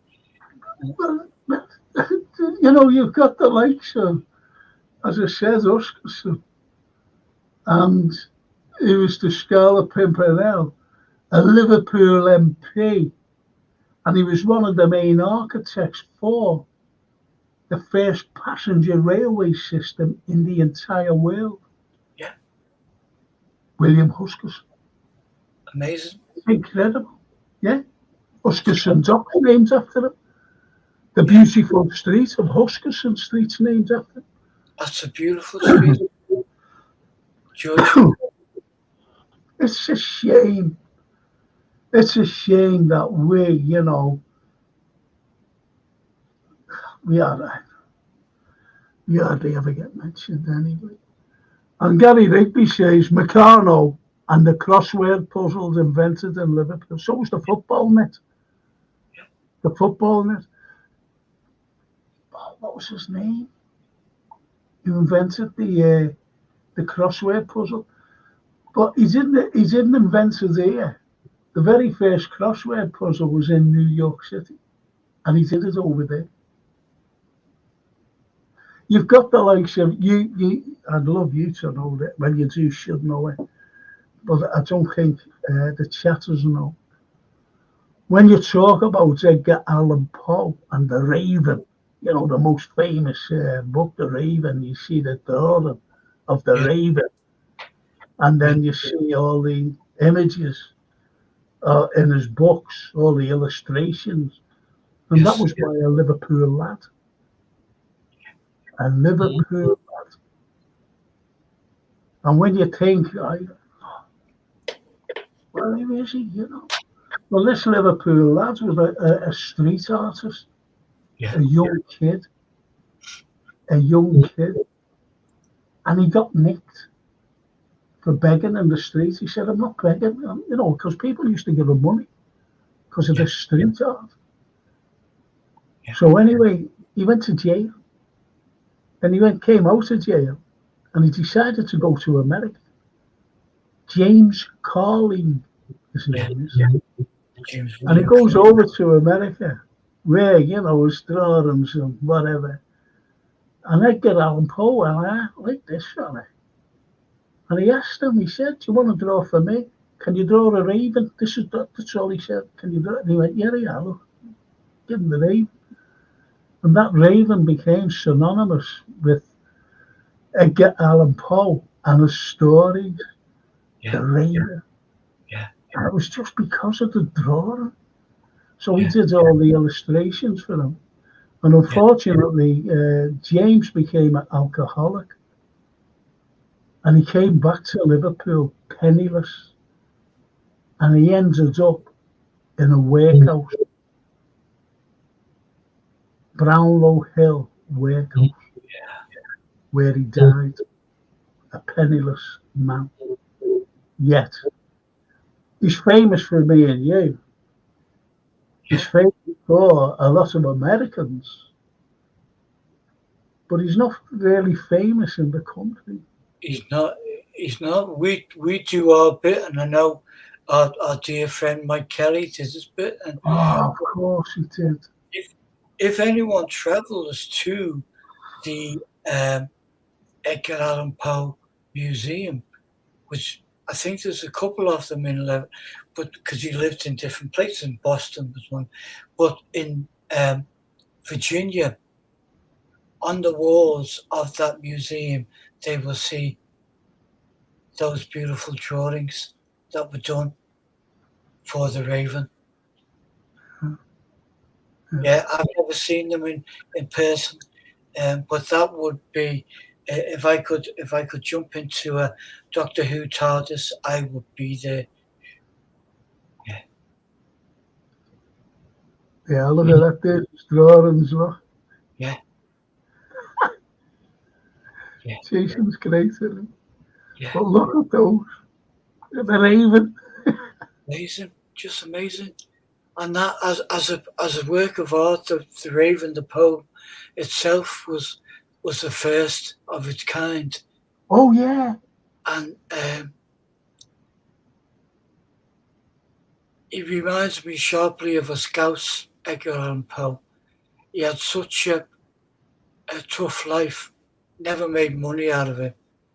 Lots of other people made money out of him. But yes, those drawings are just the depth. Isn't it incredible? Yes. It's frightening. You know, this is what Edgar Allan Poe gave you. Dark. Was that dark? Very gothic. Yes. Very frightening. But look at the drawings, frighten you even more. Yeah. Yeah. Just amazing. And yet he became an alcoholic and came back and died penniless in a Liverpool warehouse. Very famous warehouse like that. And as Paul says, great video that, Frank. More fascinating of the city to know of. Thank you. And Will P, thank you, Paul. I'd love to do the tour, but I'm usually in work on a Thursday. Oh, that's a shame. Because it is a Thursday, by the way. Paul saying, I frequently visit. Someone asked. I'm sure someone asked about statues. Sure.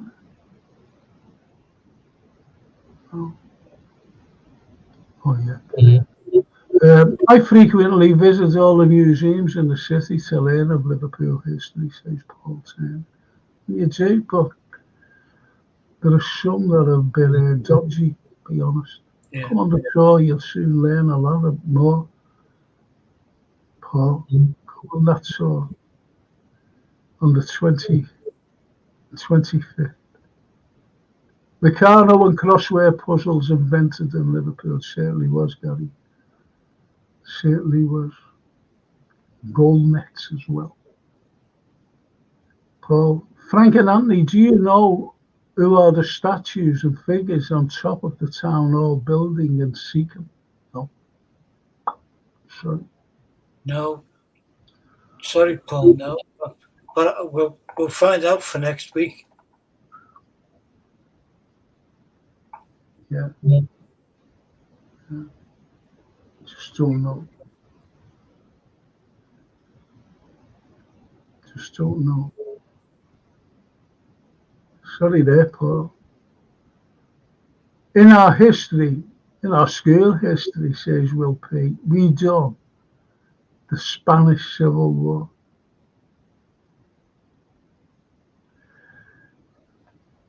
When you do the kings and queens, yeah, there's something for you. It should be for the film thing, really. You know, only Saturday morning film slot. Have a guess. If you don't know, surprise you. If you don't know, right? Have a guess. What nationality was Boris Karloff? Can I say? Yeah, go on. British. Yeah, well, Got him.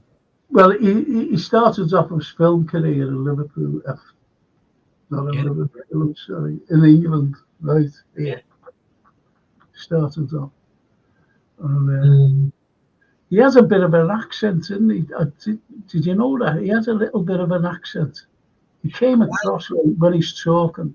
There's an accent there.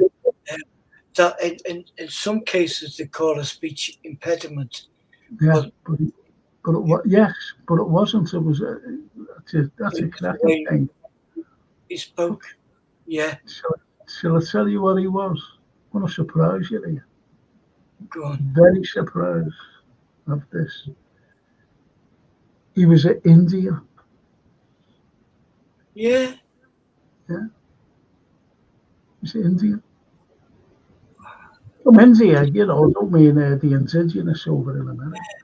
No, and you, Boris Karloff wasn't that's his stage name, like, you know, so many of them, like Stan Laurel, God bless him, and all of them that came from England and travelled to Hollywood, wasn't his birth of movies. That's right. That's right. I absolutely loved everything he was in. I loved it for years. When RTV, going back in the 70s, 80s, they used to do like a Fright Night, BBC Two, Friday or Saturday nights, and used to show the old black and white movies. I used to love Boris Karloff, Peter Lorre, all of them guys. Just brilliant. Yeah. Well, P, I'll get back to Boris actually. Will P didn't even do any British history at all.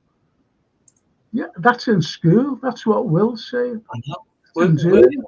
Will, I didn't know much. I don't think I read loads of kings and queens and battles and whatever. Loads of colonialism. Paul saying, I think there are either 2 or 4 figures on the building, but unfortunately I haven't been able to. I'll find out for you. All right, Paul, I'll find out for you. And if you tune in on Saturday morning, I'll let you know who they are. Promise you. You know, tune in onto my film thing. Got a few films to talk about, actually, they're good. Now, Gary says, Gary says, Spike Milligan was born in India. Yes, so was Joanna Lovely. Yeah. Joanna Lovely. But, he was a proper Indian. Yeah. He wasn't like, you know, from English parents or anything. Oh, He okay. was a proper Indian. Yeah. That's why he always had that accent. And he had a list. He had that lisp, didn't he? Yeah, I just loved him in whatever. He had a remarkable presence, didn't he? Even in straight roles, it was like above the class system. He just, yeah. Frankenstein, when he played him, he was the the typical stereotypical Frankenstein, wasn't he? He, The square face, the square forehead. yeah, the most iconic one. He just did it, yeah. I know we're not on Saturday and it's not your movie show, and I'll have to sneak in one time. But he did one of his last films was a brilliant film which was called Comedy of Terrors. Oh, brilliant! Seen it as well, and he had them all, didn't he? Had the whole crew. Vincent Price, everyone. Basil Rathbone, yeah, Peter Lorre, yeah. Diana Rigg was in it. Wow. Diana Rigg was, she was the daughter talking about her films in an interview. And she said one of the most fun ones, she said, was Comedy of Terror. She said, I had them all around me. She said, wow. All the people who brought terror to cinemas and the individual themselves, she said, I had them all around me. And it was what we nowadays we call black comedy, but they wouldn't have called it that then. But 1960, something like that, wasn't it? I think Vincent Price had the greatest of all, though. Yeah. Voices. He was brilliant, Vincent Price. Brilliant. Paul Turner, I learn a lot of history from you, Frank, even what it isn't seen in the museums. There are a few Me things too. I'm exactly the same. And I love history. Took an interest in school, but school taught me next to nothing because it wasn't on the syllabus. It wasn't regarded as important. And like Frank says, it's a pretty much look at the draw really on who you talk to at a museum. Funny enough, when you're talking, one of the lads, Will P, who mentioned, the Spanish Civil War. We had a lot in the Spanish Civil War, a lot of Scousers, fighting the fascists, fighting Franco, and the fascist regime, and the Germans. The Germans, what people don't realise, they knew that they were going to take back. You're talking 36. They knew they were planning from the ending of the First World War, really. When they broke Germany up. This is the problem people have. People think that they're doing well, and they broke Germany up, and they gave lots of land to Poland, and lots of land which was called by the Germans Sudetenland, and that became Czechoslovakia. So they broke it all up, and so Germans were like that. We're going to take this back one way or the other. We're going to take our land back. It's German, and in both Poland and in Czechoslovakia. Czechoslovakia was a made up of their things after the First World War. There was never such a place as Czechoslovakia. Nothing. Anyway, so what they did in 1936 during the Spanish War, they had war machines and they wanted to test them out. So they sent like the likes of Stukas and everything else into the Spanish Civil War and using them, bombing and everything else, and big guns and mortars, new fandangled mortars, everything, every conceivable thing. And then they modified them for the start of the Second World War, made them better than what they were, 3 years before. So they worked on them very hard. That's why they had the might of the German army. They were being fun, but they were invincible. Is that to take the world, to take them out? Especially the Soviet Union. Without the Soviet Union, still be fighting them, I think. No, not think, I know. Or we'd be speaking German. Well, that's an old thing, isn't it? Oh, we'd be all speaking German. Oh, you wouldn't be speaking. If you were in France, you'd be speaking French. And if you were here, you'd still be speaking English. Thank you, Frank. I will tune in on Saturday, as always. I love you, the statues. I love you, the statues. We've come to the end. We've come to the end of the year. It's been good tonight, hasn't it? You know, at least, you know, people are asking. I'm made up that they ask questions. Yeah. Well, especially Paul, you know, one of the statues up in the town hall there. No, brilliant. I love that as well, because we've always said that we're part of like a massive big pub, and we're all sitting around the same table. Yes. And one question will change the direction of where we're going. You know, and the Ampere sends us loads of pints. He only popped in to send us the pints because he's watching football, isn't he? It's all the Euros on, you see.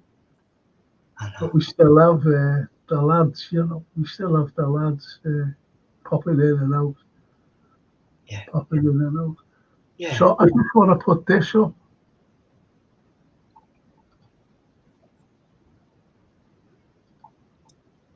And if anyone wants to know a lot about history, this is it. What do you think of the poster? I think it's brilliant. Fantastic. Do you know who designed that? Do you know who designed it? No, is this Hey? this the chap that did the drawing of you the other week? No, Jason. Jace? Jason Brilliant. designed it. Jace. It's a cracker, isn't it? It is. Brilliant. Yeah. So listen, people. 25th of July, coach tour with me, and it's 26 quid. But within that 26 quid, what you get is a trip up to, and inside, you go inside actually, Williamson's tunnels. Then you come out, then we start the tour again. We go right into town, we go all over the place. And it's great. It really is great. So the price of 26 quid with the visit to Williamson's tunnels is included. And as Lynn said, you get 2 tours in one. 2 tours in one. So if anyone, you know, I'll be giving you the phone number to phone or text or whatever you want to do. And just say, yeah, you know, I'd like to go, whatever. And it just get full, you know, so try and think about it, see what you think, if you want to go along. Gary Rigby. I wanted to, Luytens, he's my favourite, one of my favourite architects, Luytens. Didn't he design the crypt under the cathedral? Luytens. No. Yeah, he did. Sorry, kidding. Yeah, tell you what else he designed. He designed the Liverpool Cathedral, the original one. And it was going to be the biggest in the world. And I think it was Pius XII who sent for him, or Pius X or 12, Pope that is. And he went over And he went, what? He said, you can't have a cathedral bigger than St. Peter's. Now go away. Every cathedral, no matter what denomination, cannot be bigger than St. Peter's. It's a law. So anyway, he said, all right then. And he came back and he did a smaller version, but it would have been the second biggest in the world. And there it is. Yeah. There it is, look. Yeah. There it is. Sir Edwin Lutyens. Sir Edwin Lutyens. Look at that. Yeah. Now, do you see that arch there in the front of it? Yeah. See the arch? Do you know what was it? This is how big it is. This is how big it is. Do you know what would have fitted in there comfortably? And we were talking about it before. Big Ben. Wow. That's how big that. That's how that big that was going to be. Yeah, look at it. That's what it would have looked like. Gee. How about that? I remember being blown away when I went to see the model of it when it was on display for a short while. But when you look at that, Anthony, wow. AJ, can you just bring that back a bit? You know, not that, the other one. We'll have a look at that. That's it. That's the scale of it compared to the Liver, the Cunard's Port of Liverpool building. That's the size of it. Wow. That would have been the size. That's the scale of it. Can you go back to the other ones, Jay? What you just shown, the two cathedrals. Now, I have a coloured picture of that somewhere. Well, it's in my book. And look at the scale to the Anglican. And the Anglican's one of the biggest in the world. Yeah. But look at the size of that to the Anglican. Dwarfs it. Wow. That's how huge the cathedral is going to be. Wow.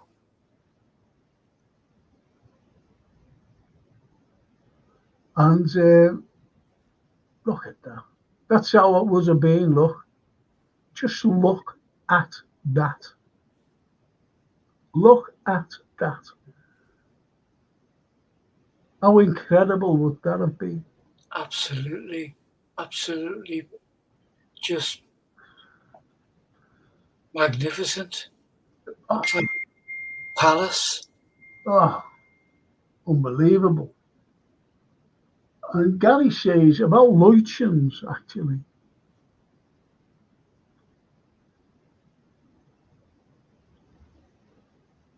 Oh, can I just go in there? As Gary says, yeah, the crypt is brilliant. I did my exams there. I did all my exams there. Yeah. I even, I was going to, because I filmed in there. And unfortunately, when we were filming, I said, can we go into it? It was a massive long thing. And they used to have archery there. This is in the crypt. And we couldn't get in because there was a bloody archery thing going on at the time. Contest. Wow. I was going to film where I sat doing the exams. Wow. I was going to say on film, you know, on the DVD, this is where I sat. Right, no, me, terrified, sitting there, like, couldn't go in. Will P, it's a great show and quite diverse, but brilliant. Thank you. Will, thank you. Thank you. Can you just jump on, Frank? Or is it booking? No, I understand what you're saying, but I could keep a place for you, Will. I could keep a place. because I know that will works, you see. I know what will works. I know that. So no problem. No problem. I heard his name because you'd have to book, unfortunately, but don't be worrying.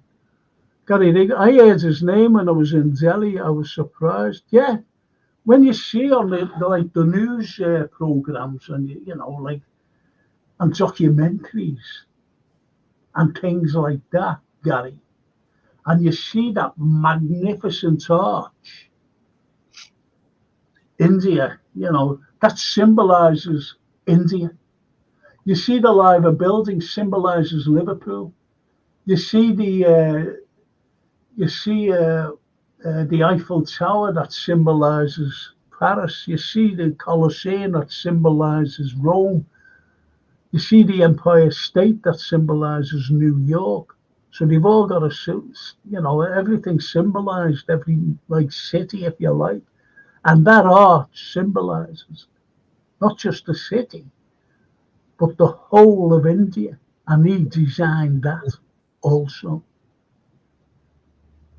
Sir Edwin Lutyens. You know about that? Amazing.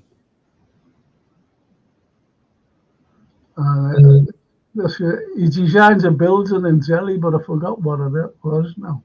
That'll be the arch. That'll be the arch. It says it's fantastic when, as the will says, quite diverse, the history.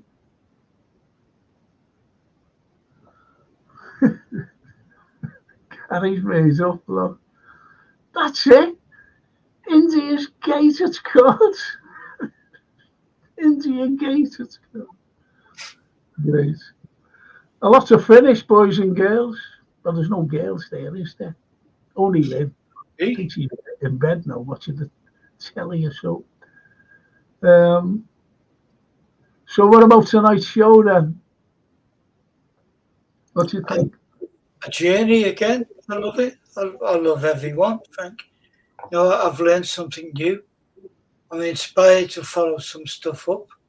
We've touched on some amazing heroes, in spite of the negativity, obviously, which is a daily thing with Liverpool being kind of sidelined.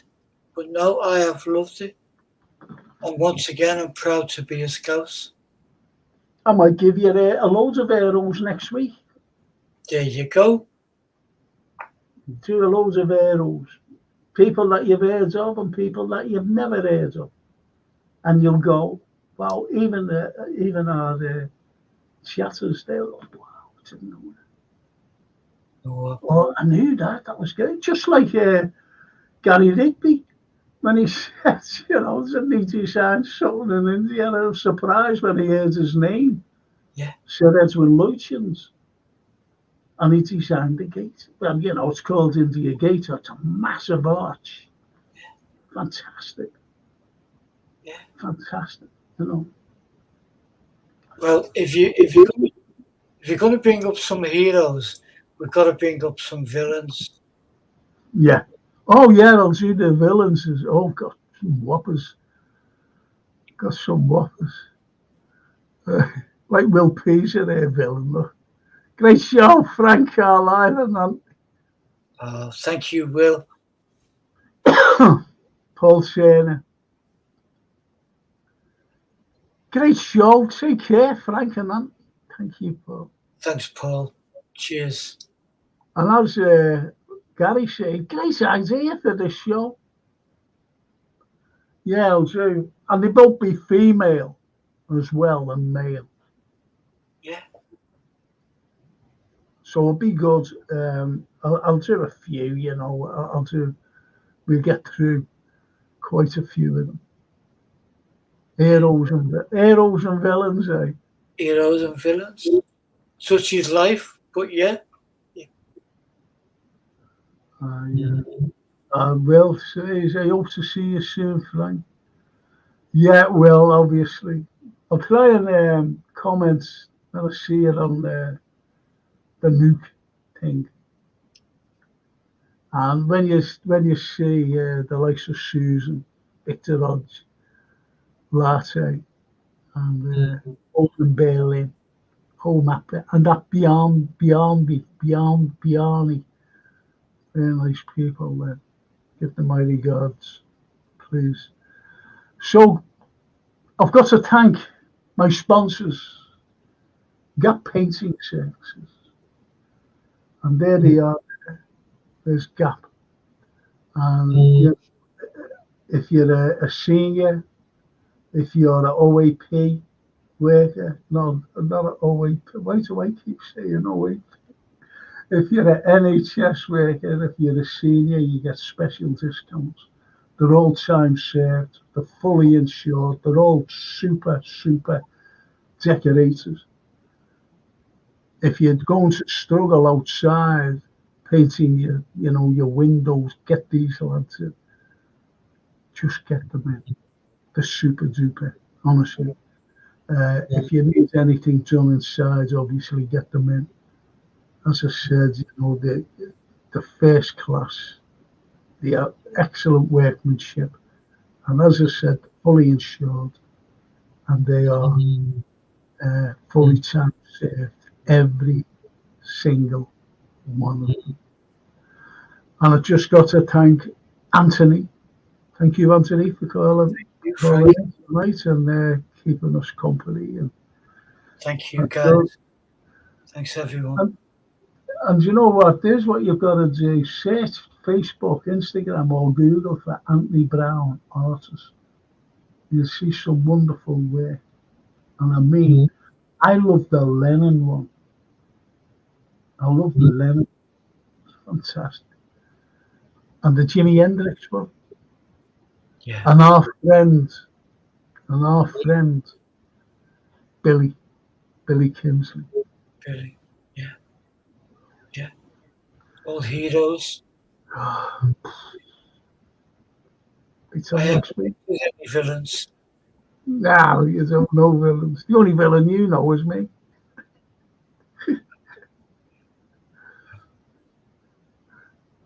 Oh, to see you soon, Frank. Thank you. Brill show, says the Will. Thanks all. Thanks again all. Thanks all. So, thank you everybody on the chat. I've got to thank Jason Pennington, because without Jason Pennington, there'd be no show. There certainly wouldn't be a show. No. Most of them, exactly, isn't it? Without Jason. And tomorrow I'll be back on again, 8 o'clock, as usual, with the football show. And they'll all be watching the football while being on here.